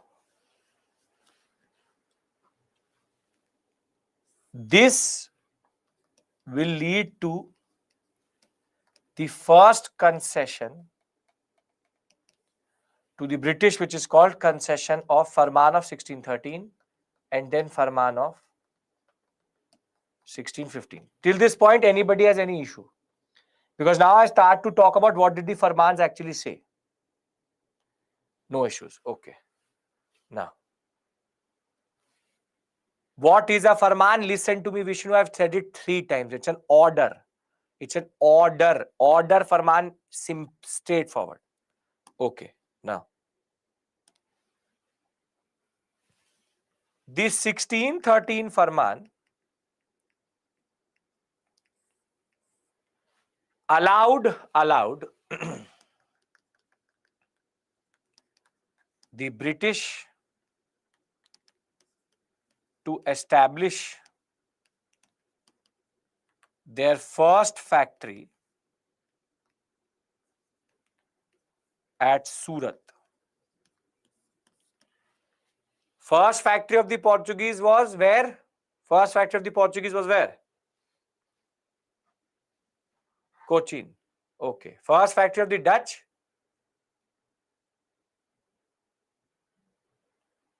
First factory of the Dutch? Mauchlypatnam. Very good. So first factory of the British? Surat. Very good. So these are standard questions which can be asked. Surat. Very good. Now, this is a major moment because Surat at this point of time was one of the most important and busy ports, and the factory in Surat will allow the British to access the Arabian sea trade. What is more important is by having the British in this sector, the Blue Waters policy, which had more or less become useless, could be ignored and undercut via the presence of the English. Because the English are there, Blue Waters policy is more or less useless because the English will never let the Portuguese enforce that. And whenever the Portuguese tried to enforce it, they tried to enforce it in 1611 and 12. It did not work. So this was the basic idea of Jahangir, that if I allow them to be there, they will in turn become more and more powerful, and that will in turn remove this annoying policy of the Portuguese to get these licenses. But whilst the 1613 Farman is considered important, the one of the most comprehensive Farmans is going to come in 1615. Is going to come in 1615, which is called the 1615 Farman. Both are given by Jahangir only. And this Farman will say that the British can trade in Agra. Broch is nothing but the Gujarat sector, Ahmedabad, Mauchlypatnam, and even Bengal sector. So this basically is like a permission letter that we have been given the mandate by the emperor himself, Jahangir, to trade in the interiors of India, be it Agra, be it Broch, be it Ahmedabad sector, be it Mauchlypatnam sector, or be it Bengal sector. Now, this means that unlike the Portuguese, they are now becoming more and more part of the Indian subcontinental trade. So, the first two farmans are seen as stepping stones, that the English could find their feet in these two sectors. First in Surat, getting their first factory, and then were able to find a major inroad into the Doab sector, Agra, Broch, Gujarat, Mauchlypatnam, meaning the Bay of Bengal, and even Bengal, and generally Bengal. So the presence of India is surely but slowly expanding in the Indian subcontinent. And this would be good news for the East India Company generally, because the more they trade, more the profit, more the dividend. These two farmans clear? Why are they considered so important? Because after this, there's a major concession which is going to come, which is called the 1632 Golden Farman. Come on. Are we clear with regards to 16, 13 and 15? No issues here?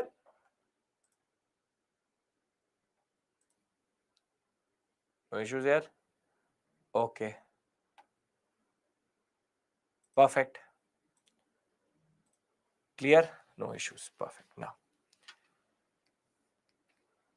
the next concession which came is called the 1632 Golden Farman. Now, first Farman gives them the right to establish a factory at Surat. Second Farman gives them the right to trade internally in Agra, Broch, Ahmedabad, and in Bengal, and even parts of what we call as Mauchlypatnam. These two basically are trade concessions.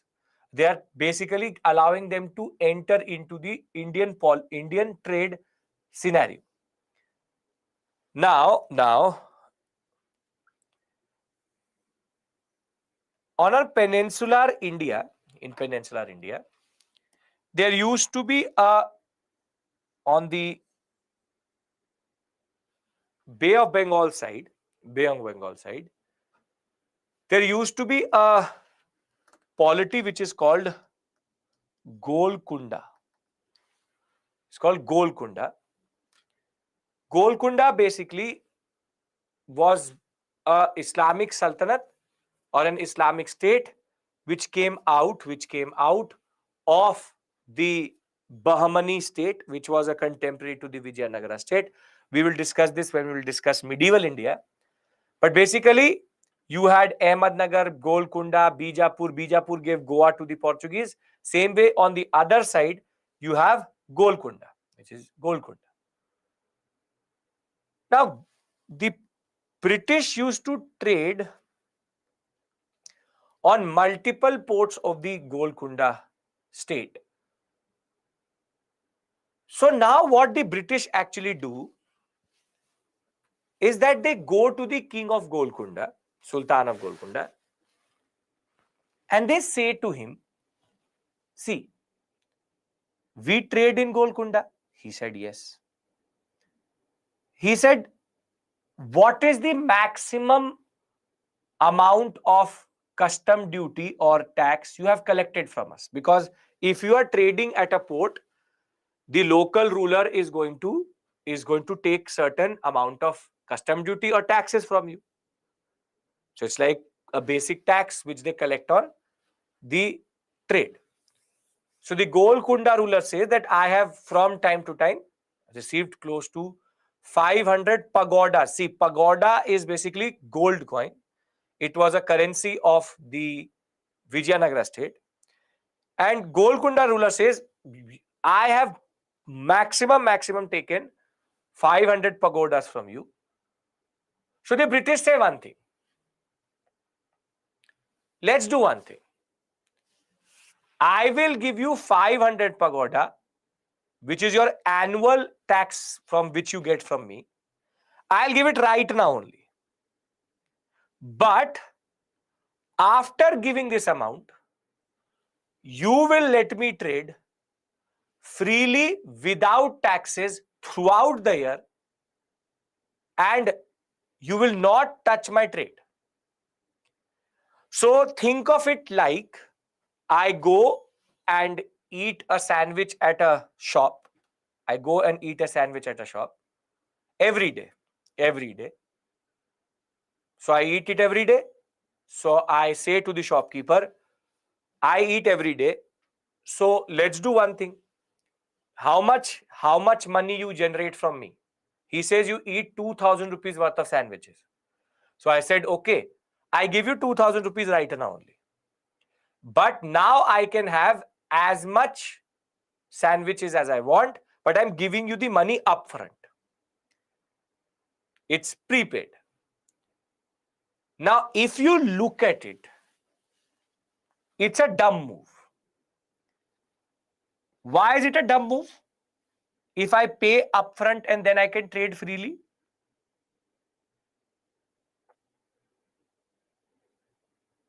Well, what is the catch here? Yes, Chaitanya, very good, very good. What if the trade volume increases? Very, very good. Perfect. See, this 500 pagodas, the East India Company used to give, for example, for 1 ton of trade they used to do. Now this ruler does not realize that he gets this 500 on 1 ton. Now the British say, we will give you this 500 upfront. You let us trade now unrestricted, without any supervision and without any taxes. So we will trade tax free because we have already paid you 500 pagoda. Now what the British will do is, as soon as you pay that 500 pagoda, they will increase the tonnage to 100 tons.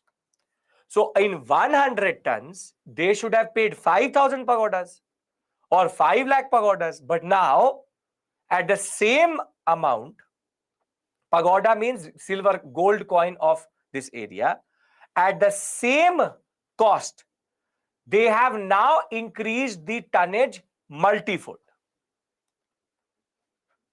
This is why this is called a golden farman. Our rulers were technically too myopic. They went and said, the Jahapana gold, the Jahapana, the king of kings, Golconda ruler. We are beggar English. You take 500 rupees, 500 pagodas from us. We give it to you right now. You let us trade unrestricted.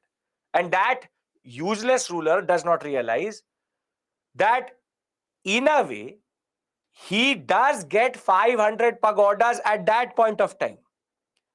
But isn't he losing out to revenue if the tonnage increases very quickly?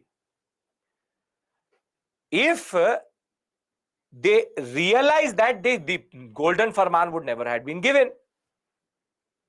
So what is the golden farman? The golden farman basically was a farman given to the British by the Golconda ruler, under which the British could trade unrestricted without taxes, unrestricted without taxes, after paying 500 pagodas, gold coins, annually to the king. To the king. And what the British will do is they will increase tonnage multifold.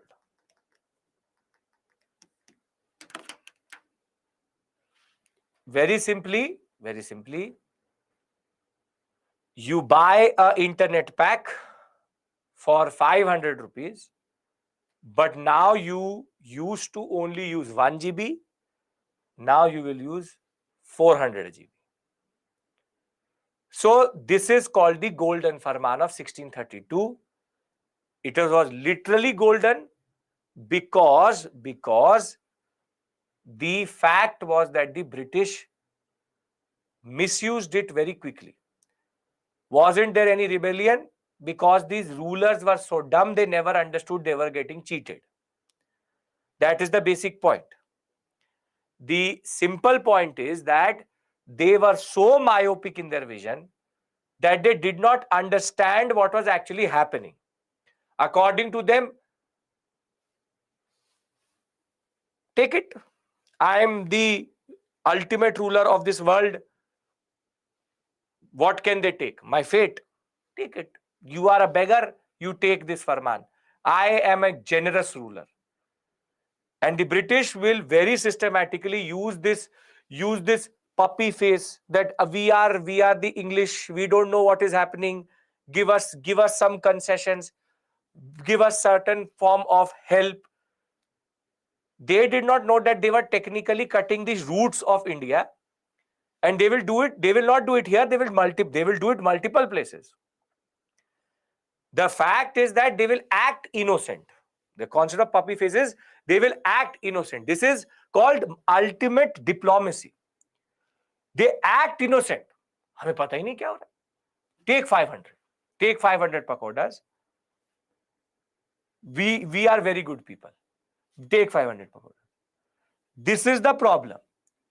So 1613, 1615, 1632. 32 clear? Then I'll move to the next one, which is called 1639 Chandragiri Farman. Yes?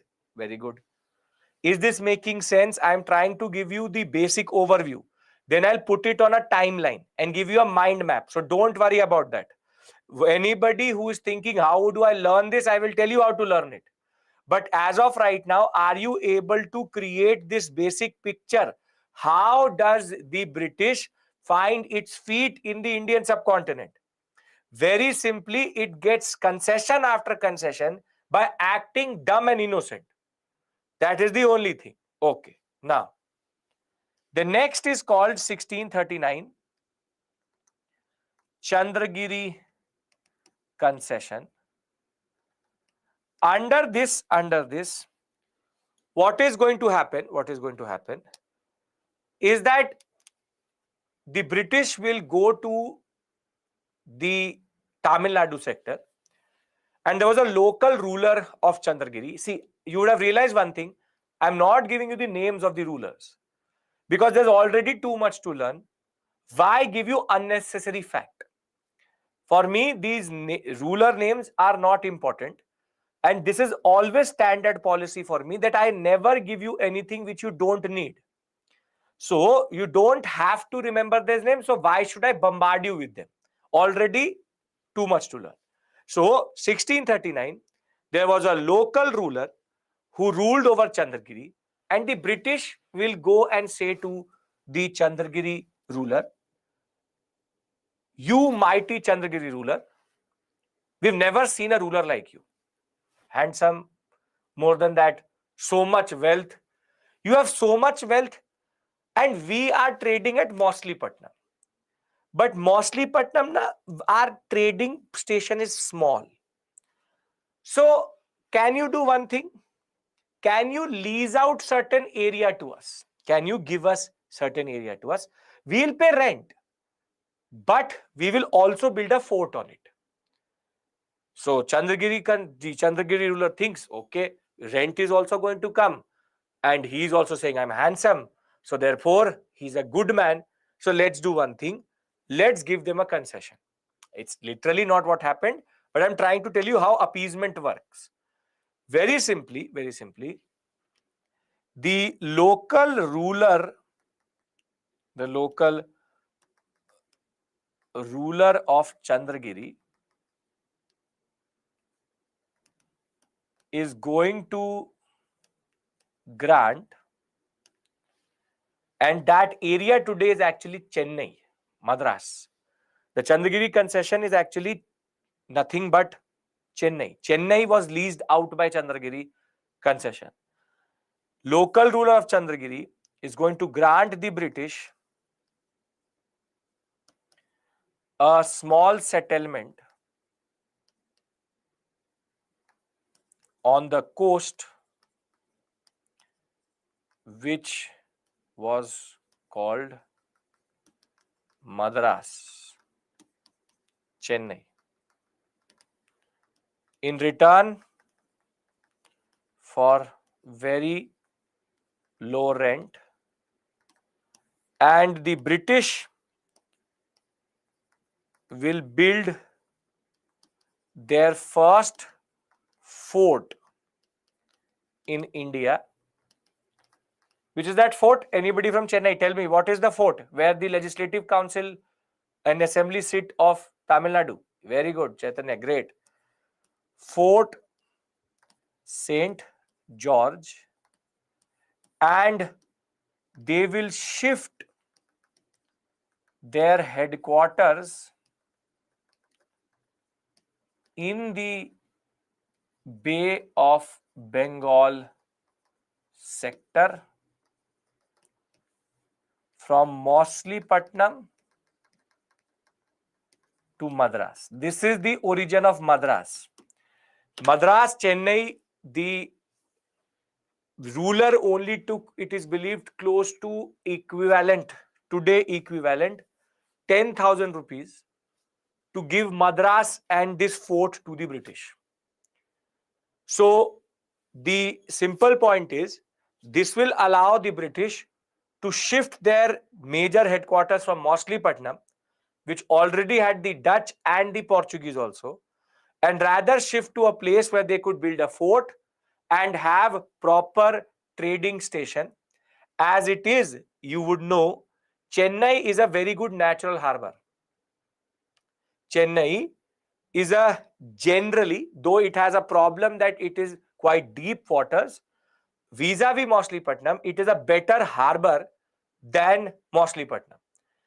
The whilst Bombay and all are much better harbors because of the continental shelf being bigger, Chennai is much better than Moslipatnam for trading. It's closer to the Strait of Malacca, and for more than that, there is no Portuguese and there is no Dutch to annoy the British here. So the 1639 Chandragiri concession is considered a major concession which they got, which allowing them to create a permanent fort on the eastern coast. Yes, British were very good in diplomacy. They are not good in diplomacy, they're good in appeasement. Chandragiri concession clear? Because then I go to 1651. Chandragiri concession clear? Yes? Great. Now, I'll make a slide in the end, whole everything I will summarize. Don't worry about that. Now comes all the 1651 Farman, also called Shah Shuja Farman. Shah Shuja Farman. Now, please listen to me. 60% of all Indian trade of the British used to happen from Bengal.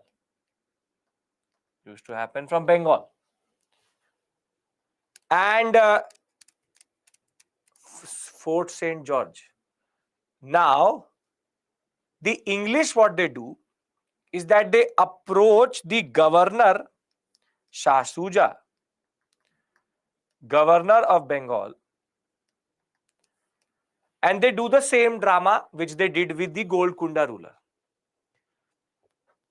They go to Shah Shuja and say, let's do one thing. We'll pay you 3,000 rupees annually. Let us trade for free.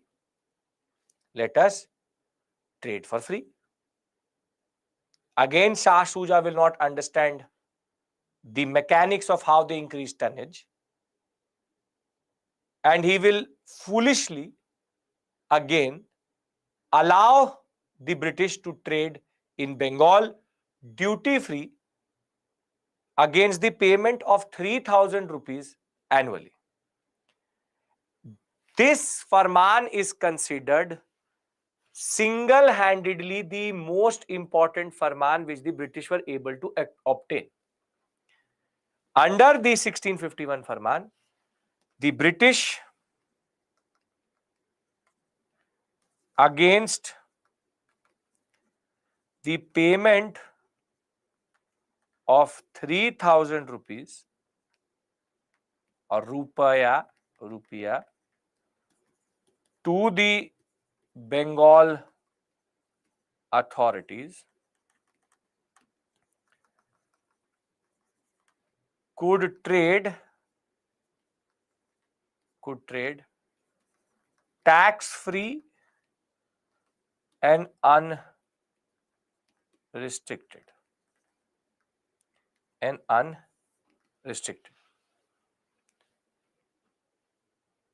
So I technically don't need to explain to you what is the lopsided or the issue here, which is that again the British is going to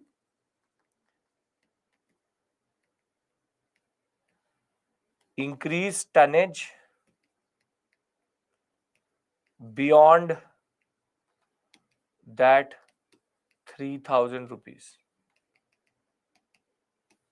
Very simply, only 3,000. 3,000 is not a very small amount at that point of time.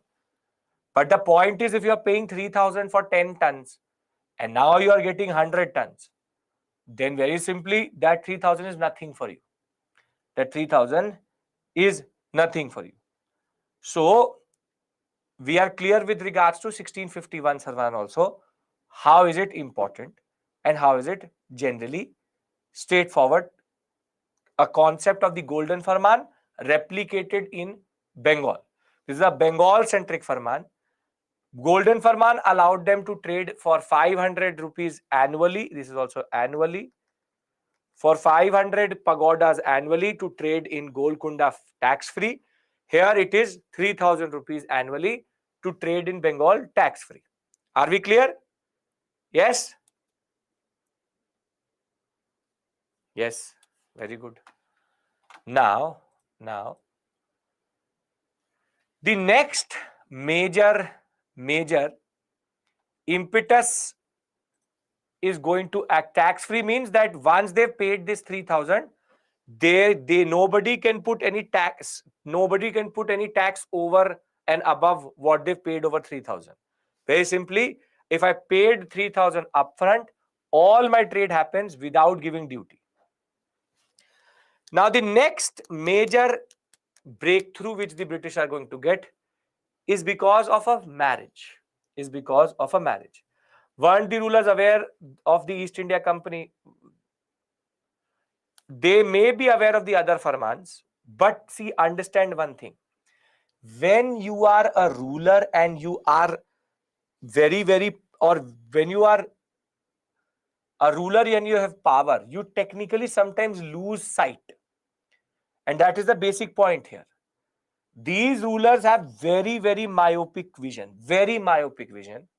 because they are not able to see what the British are doing in the long run. According to them, okay, I'm getting 3,000 rupees annually. But they are not able to actually see the larger picture. This is where we come in. We are sitting in 2023 and saying, don't do it, Shuja. Don't do it, Golconda. They will rule us for the next 200 years. This is what we are doing. That we are saying, this is a mistake. I am judging them by saying he is useless, he is a mistake, he is foolish, he is this, he is that. But I am sitting in 2023. In that moment, the rulers used to think, okay, guaranteed 3,000 rupees is a very big amount. Are you getting my point? This is called hindsight 2020. It's called hindsight. That very simply, we have the historical distance to say that don't do it, you're dumb. But for them, that was the most logical move at that point of time. Is this making sense? What I'm trying to say? That the politics of that period and the politics of today, and we know what the British are going to do in the larger picture, we have the luxury of looking at in the larger context.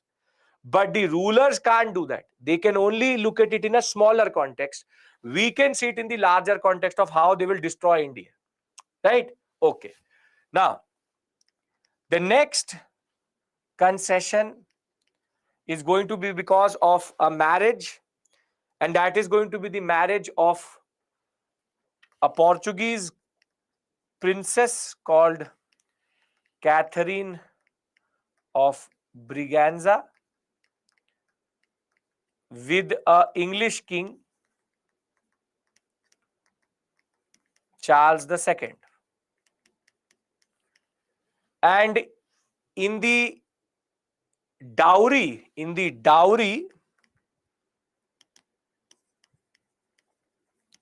of Catherine, the Portuguese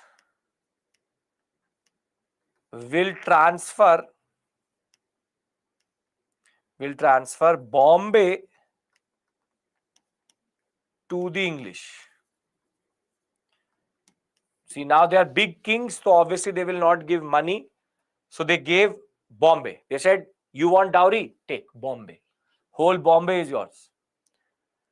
Now, the Portuguese never developed Bombay as a very, very good settlement. And more than that, they never used it at full potential. Now the crown got Bombay, Basin, Bombay, that whole sector. The crown got Bombay, but what will they do? So the crown, what they did was that in 1668, this is 1661, 1662, in 1668, the crown will transfer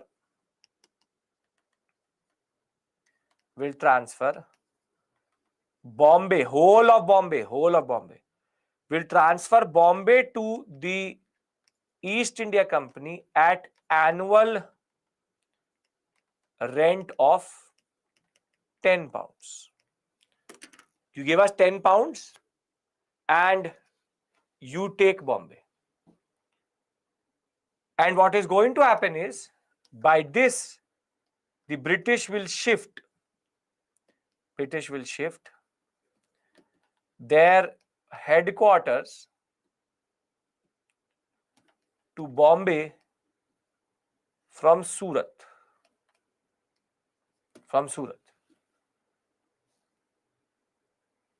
Now, do you want to know why it's called Bombay? Is this making sense? How did they get Bombay? How did the East India Company get Bombay? The dowry will be given to the crown. The crown will give it to the East India Company at the annual rent of 10 pounds. The name Bombay actually comes from this. Bom means good in Portuguese. That's why it's called Bombay. Bom means good. So the Portuguese used to call, see, Basin is a part of Bombay sector. That whole sector is Basin. You have Sopara, then you have Thane, then you have Bombay. Whole sector is called Bombay together in that sense. Basin is Bombay. It's part of Bombay. So the name Bombay comes out of the Portuguese word Bombay, which is good bay, because Mumbai is till today one of the best natural harbors in India itself. And the Portuguese were dumb to again give this as a dowry to the English, and the English transfer it further to the East India Company. So now What is the headquarters of the British on the eastern coast? Eastern coast. I'm saying eastern. Madras. Madras. And western coast? Bombay. So you see, these are two exclusive positions which they get where no other European power is there. Where no other European power is there. So now, just to give you a basic recap, we started in 1613, Surat, 1615, Agra, Mauchlypatnam, Broch, Bengal and Ahmedabad sector. 1632, Golden Farman. 1639, Chandragiri concession. And 1651, the Delhi, that is not K10, that's a symbol of pound. Then 1651, the concept of Shah Shuja Farman, and then Bombay by 1668. Does anybody have any problem? 3 more farmans are left, rather 2 more farmans are left, or 2 more discussions are left. No issues here? Okay, very good. Now, see, the British were misusing the Bengal farman quite a lot. Meaning that rupees 3,000, they were actually trading too much in Bengal. And it was actually the most unlikeliest of rulers who actually noticed this and took action. There is not a farman in 1661 or 1668. It's a British concept. The British give it. British get it, British give it. That's a basic concept of the British. The unlikeliest ruler here is Aurangzeb. Aurangzeb hated the British. Aurangzeb knew that the British were actually misusing everything what they were doing in this whole sector. And Aurangzeb actually, though going through an economic crisis himself, saw that there was a leakage. He said that why is that Bengal revenue so less when the British are trading so much? And that is why there was a major clash in the period of 1688 and 89 between the English and Aurangzeb, wherein Aurangzeb said that we are not going to continue with this 3,000 rupee concept. We're not going to go with this 3,000 rupee concept. You pay up for everything. And the British in retaliation will attack Aurangzeb. But Aurangzeb was also not that weak. The Aurangzeb will actually defeat the English and seize all their possessions in Bengal and cancel all their farmans. So basically, between the period of 1680 to 89, the British had a nightmarish time with Aurangzeb. Nightmarish time. Aurangzeb took everything from them. Aurangzeb even said that Mauchlypatnam you have to give up. You have to give up the Bombay sector. Surat, they were expelled. They were taken. They were actually removed from most of the areas. They said, enough is enough. Your over smartness is over. However, the English are English. And what they did was that in 1690, they will constantly plead to Aurangzeb. Please, sorry, galti ho gayi, sorry, my mistake, sorry. And they will say, we will pay you 1.5 lakh rupees for giving us whatever you've taken from us. And Aurangzeb, who's going through an economic crisis, he will accept that money. He will accept that 1.5 lakh rupees and he will pardon the English. And in 1690, all the powers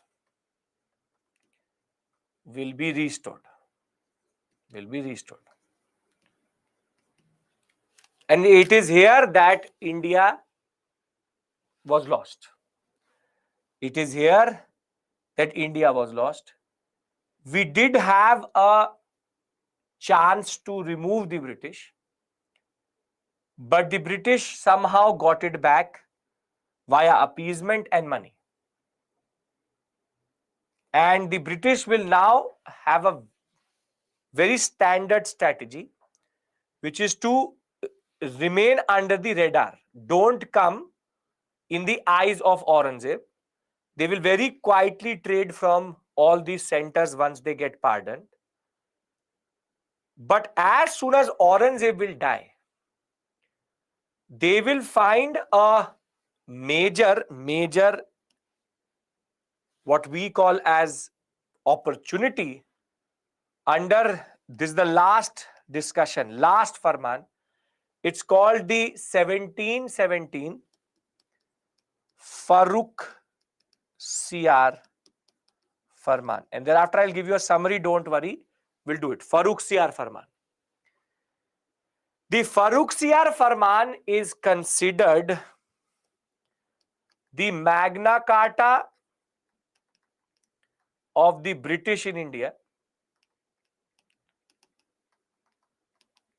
Why is it called the Magna Carta of the British in India? Because basically it's like the constitution of the British in India, because such major concessions were given at this point of time that the British could now trade at all levels without any problems. Magna Carta is because, see, you've done polity, right? You've done polity.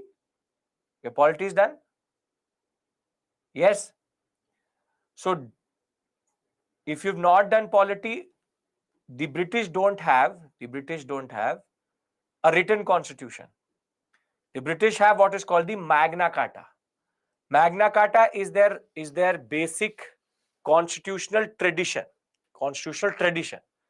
So Magna Carta actually means their constitution in a way.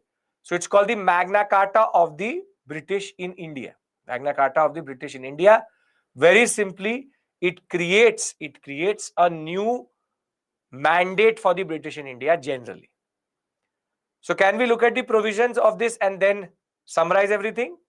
Can we look at the provisions? Yes? Okay, let's look at the provisions. In 1717, an English mission led by John Sermon is going to go to Farrukhsiyar and get 3 farmans, together called Farrukhsiyar farmans. And these farmans will change everything for the British in India. Now, the first point which was made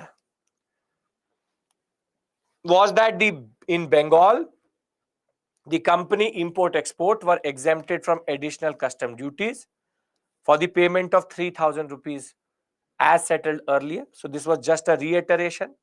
So they restated what was done by Shah Shuja. But the blunder was done here. In Surat, same thing will be done, wherein for an annual payment of 10,000 rupees, the East India Company will again be exempted from levy of all duties. Basically, now in Golconda, in Bombay, in Golconda, Bengal, and in Surat, these 3 places, they cumulatively pay 13,500 or 13,000 rupees and 500 pagodas, and very simply they trade tax-free. Imagine the level of trade which the British could do at the payment of this nominal amount itself. Such a big concession it was that very simply Surat was also sold off in a way. Thereafter, in Hyderabad, the company retained its existing privileges by paying the rent at Madras. Basically, if they're paying the rent at Madras, they can operate in the Hyderabad sector, which would be modern day parts of Karnataka, Tamil Nadu, and Andhra Pradesh for free. So if they're paying rent at Madras, they can trade for free in this sector. Further, the company was also allowed to create what is called Calcutta properly, and more to it. Calcutta was basically three small villages together are called Calcutta. Calcutta or Kolkata today. I'll tell you the three villages which are there. You have Sutanti, Kalikata, and Govindpur. These three together are called Calcutta. And at Sutanati, they will actually create Fort William, or what we call as the second major fort of the British in India. And under this, they will be given more land to create Calcutta in a way. But the biggest mistake which they will do is these two things. First, the company has certain privileges. It can trade for free in Golconda sector. It can trade for free in the Bengal sector. It can trade for free in the Madras sector. It can trade for free in Surat sector.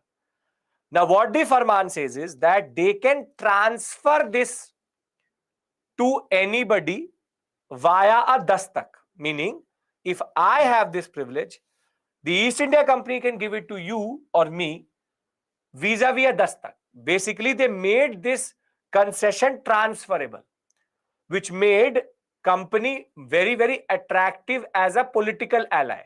So if you are a political ally of the company will give you the dastak, and you can also trade for free. And last but not the least, which is the dumbest of all moves, is that the British were allowed to mint their own coins in Bombay, and it was equivalent to the Mughal coin. And that is why this is called the Magna Carta of the British in India, because it's technically sold off India totally. 10,000, then you can take Karnataka, then you can use Hyderabad sector, and then you can also take Bengal sector. You can transfer it also. But what was the need for allowing them to mint their own money and making it equivalent to British or to Mughal amount? Meaning that a coin of the British was equivalent to the coin of the Mughals. Imagine that Tata today introduces a currency, and it is 100 rupee Tata currency is equal to 100 rupees of what we have given by the RBI. This is equivalent. It's like Tata, it's like any other private company printing its own money itself. This is considered the biggest inroad which ever was given to the British into the Indian subcontinent. Now that I've completed this whole process, 50%, 60%, are you able to see how the British actually were quite different to the Portuguese and the Dutch, and very slowly, actually, like termites, started to enter into the Indian subcontinent, and slowly but surely took concessions and found their feet, or they used it to, in a way, ground themselves in the Indian subcontinent. Is it making sense?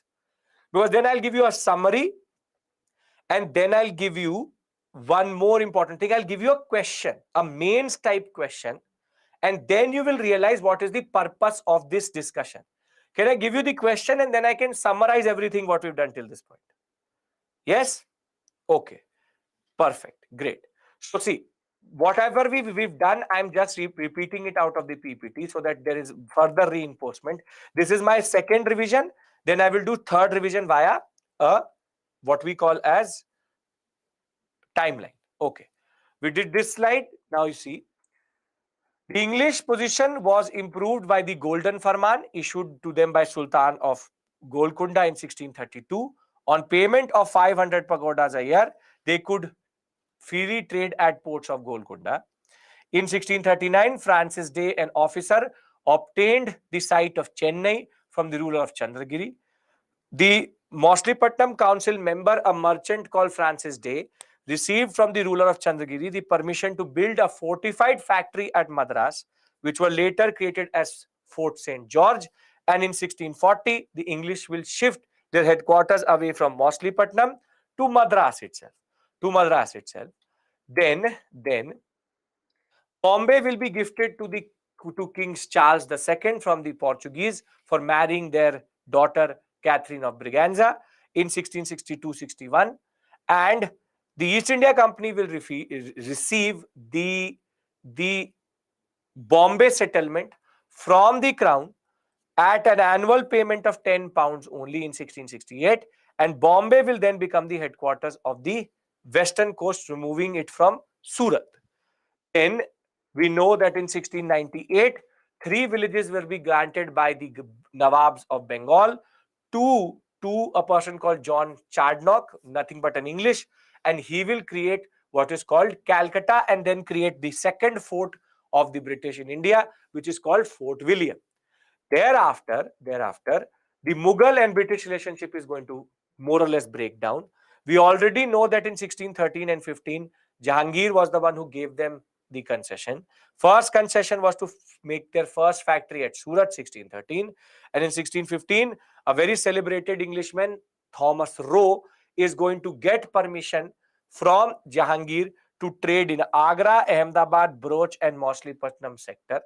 And in 1651, Shah Shuja will give the Golden Farman of Bengal in a way by allowing free trade privileges at the annual payment of 3,000 rupees. However, this all will go down south when it will be about Aurangzeb. Aurangzeb will try to take all of these concessions back. So the English will attack Hooghly and declare war on Aurangzeb. Mughals will retaliate by capturing all the settlements in 1687. 1688-89, John Child will try to seize Mughal ships and also stop a ship which was going to Hajj. Mughals captured all the factories of the empire, Bombay, Surat, Moshlipatnam, and all of them only will be released after 1.5 lakh rupees will be transferred as compensation. 1690, Aurangzeb is going to pardon the emperor, and in 1691, Aurangzeb is going to reiterate the Shah Shuja Farman and say that yes, the concession stands. But the biggest concession which came was the Farrukhsiyar Farman. Clear? Anybody who had any doubt? I've discussed everything again, but now through the PPT itself. Yes? Okay. Now let me give you the timeline. See, the timeline is given in this form also, but I will make a different one for you. First, let me give you the question so that you understand what you can do this with this information. Dastak means a pass which the British can give to transfer their basic concept. Okay. Now, see, how can they ask you a question from this area? And this is a mains level discussion we are having. The question is going to be like this.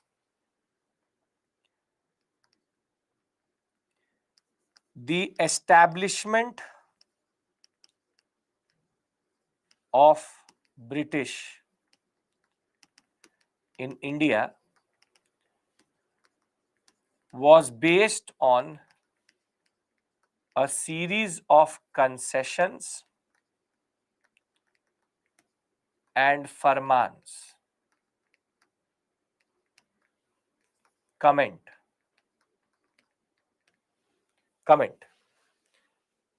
This is a 250 word question, 15 marks. Now, whatever information I've given to you is basically going to go into a question like this. This did not come in the mains. I'm giving you a practice question. It says the establishment of the British in India was based on a series of concessions and farman. Comment means that they're asking you to tell them, is this statement correct? And if it is correct, how is it correct? So, So is this statement correct? Yes, it is. Now, what you need to do is that whatever discussion I did with you, you have to condense it and write an answer. Now, three things. For most of you, you've never written an answer. What I want to do, you will start with 1613 Farman and you will go till 1717. What I want you to do is, don't have to ace it or nail it in the first go. I'm going to give you a summary. Whatever you can write in 1 hour, 2 hour, 3 hour, in 45 minutes, in 10 minutes, you write it down. Because I want to see, are you able to articulate your mind, what is in your mind on paper? Tomorrow when I come back, I will tell you how to structure the answer for this type of a question. So your homework is going to be that you can write an answer for this question after understanding everything. And the most important fact is going to be, you can't open the PPT. Learn the PPT, learn the facts and write the answer. Because some of you, what they do, very conveniently, open the PPT and also write the answer. No, don't do that. Try to remember. And if you want us to evaluate it, properly, you can send it to an email ID called islive@byju's.com, or you can also send it to targetprelims@byju's.com, and within 3 to 4 days we'll check it and send it to you also. So we can do that also. If you are confident, you can do that also. So target prelims, and there's also target IS also. Target IS. I would suggest send it to this one, IS Live.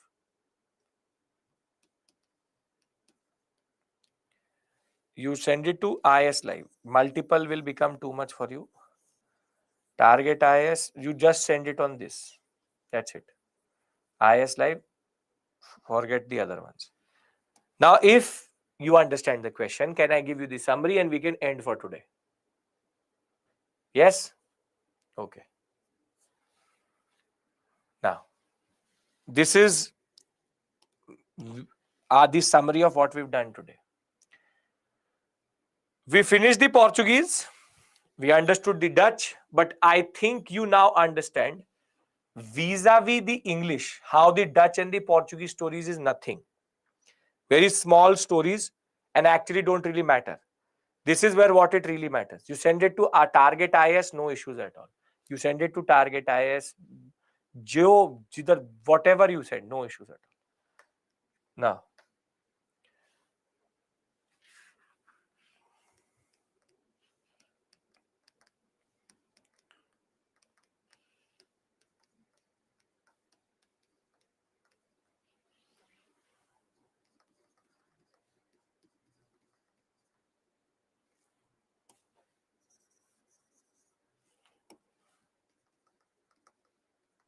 this is your mind map for today.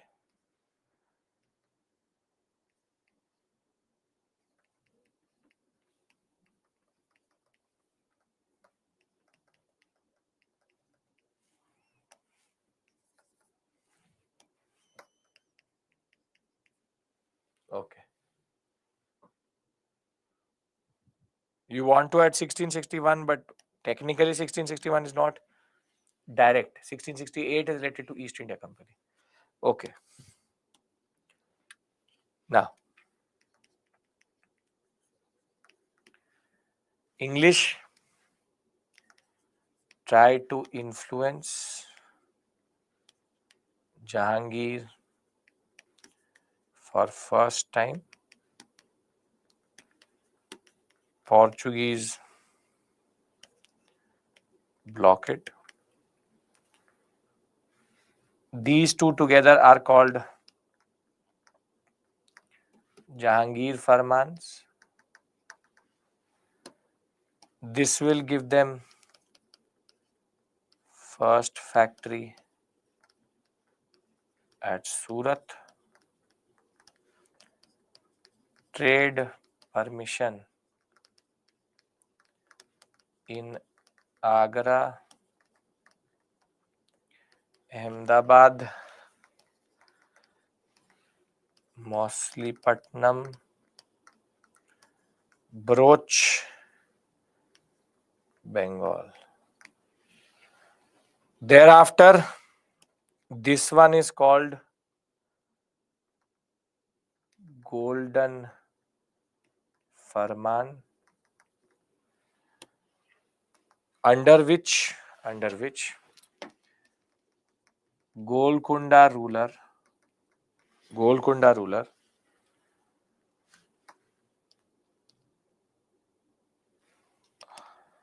allows trade in ports tax free or duty free in return for 500 pagodas annual payment. Then this is called Chandragiri Farman. Under this, Madras will be given to British by Chandragiri ruler, Fort St. George, Eastern headquarters. Then 1651, you have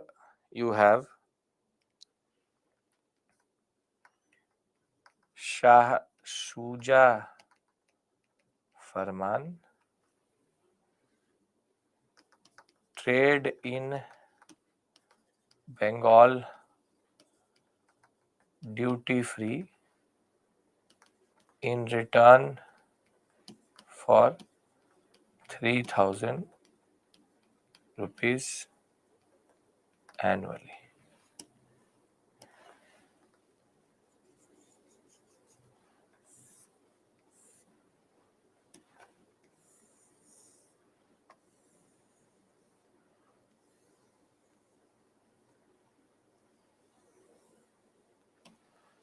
Right? Then comes 1668. This is Crown transfers Bombay to East India Company at annual rent of 10 pounds. Thereafter, Aurangzeb versus British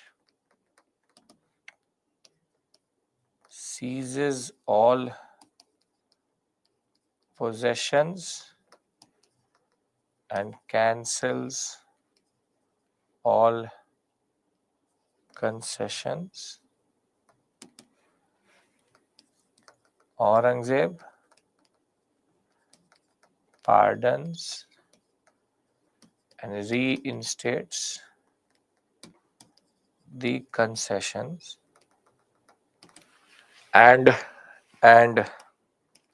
last but not the least, this is Farooq Siyar Farman, under which Bengal 3,000 rupees, Surat 10,000 rupees, Hyderabad in the rent of Madras Dastak, minting of coins equivalent to Mughals. Done, everybody?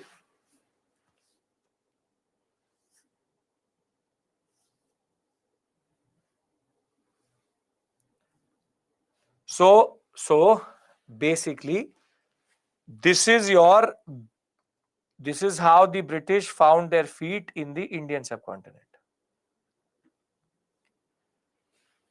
So if you can summarize all of this into the answer, 250 words, then your job is done. Golconda and Hyderabad are different, yes. Farrukhsiyar gave Farman. Yes, Farrukhsiyar gave Farman. Was there any limit to the mint? No.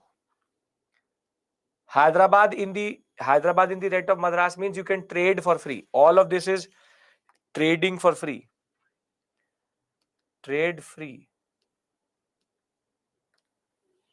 16, 11, 12 Bombay transfer, I think, check once. 16, 11, 12, 1668. I don't know why you're talking about 16, 11, 12. I know what I've written. Concept of Dastak is that all of these privileges could be transferred to a person via Dastak. Yes. It says Hyderabad trade freely. Now, if I'm writing in short, you're not understanding. In Hyderabad, the company retained the existing privilege of freedom of duty in trade and had to pay only the rent of Madras. Are you getting this point? This is the point I've written there. But I can't write all of this there. That is, I've written it there in that sense. That within the rent of Madras, the people, they can trade in Hyderabad for free. 1615, it is not free trade. It's just that they could trade there with the permission of the king. There's no concession there. So is this summary clear? And very simply, this is going to become the Western headquarter.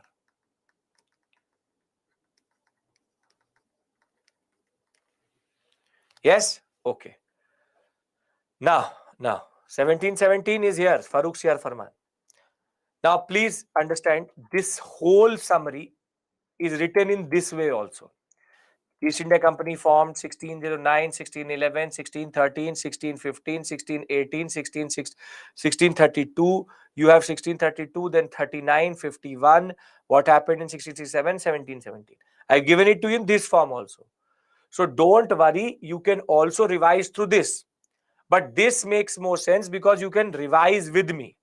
So the PPT has it in multiple forms. So the summary is not the problem. I have in every slide like this. The basic point of the matter is today we finish the big three.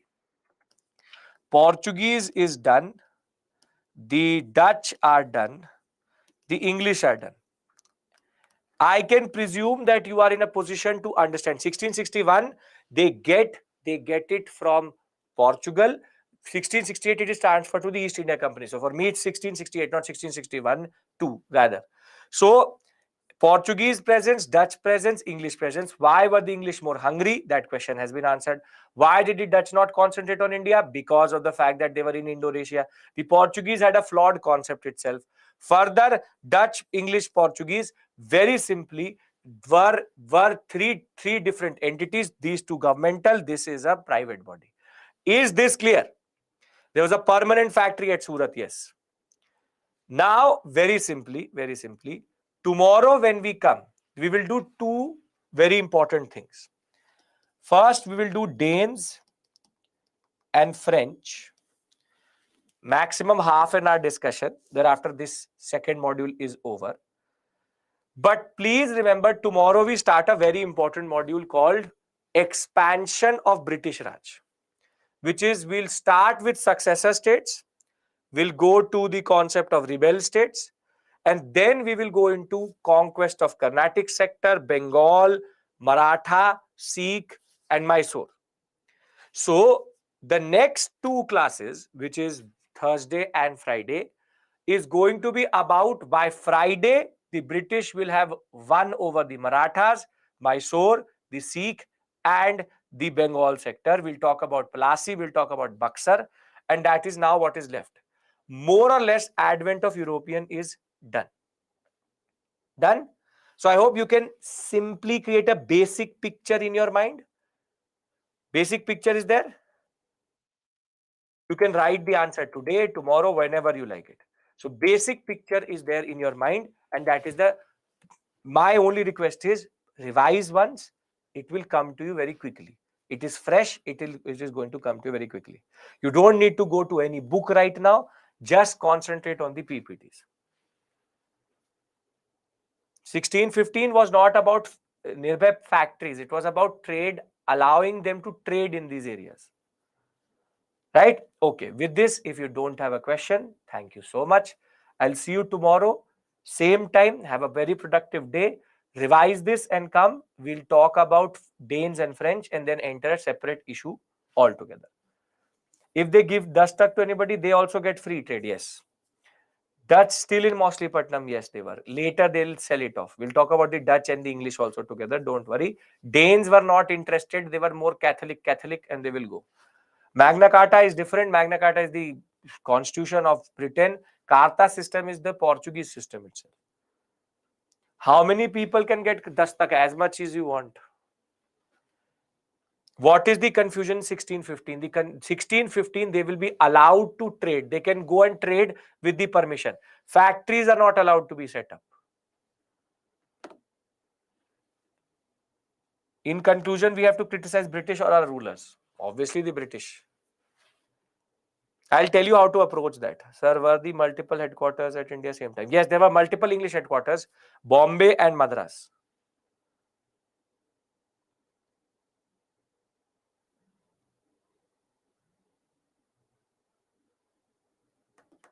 Perfect, Pintu. Great. Can difference between Portuguese and English being asked? No. Is there depression during Aurangzeb? That question is incorrect because there's no concept of depression and recession. Farrukhsiyar Farman from Bengal. Yes, Farrukhsiyar Farman 3000. No, it restates the 3000 concept. See, Nirbhay, Google says something and I am telling totally different. I am saying trade privileges into these areas.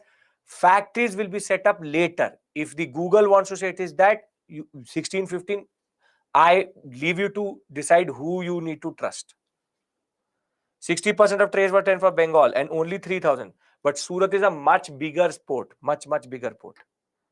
Kolkata is also an headquarter, not right now, but later for sure. Fort William will be set up at Kolkata. We'll discuss about Fort William because we will discuss black hole and all and everything with regards to that. When Aurangzeb restored power, he also gave earlier privileges. Yes. Okay, perfect. See you tomorrow, same time. Take care. Bye-bye. Have a great day. I hope everything is making sense. See you. Bye-bye.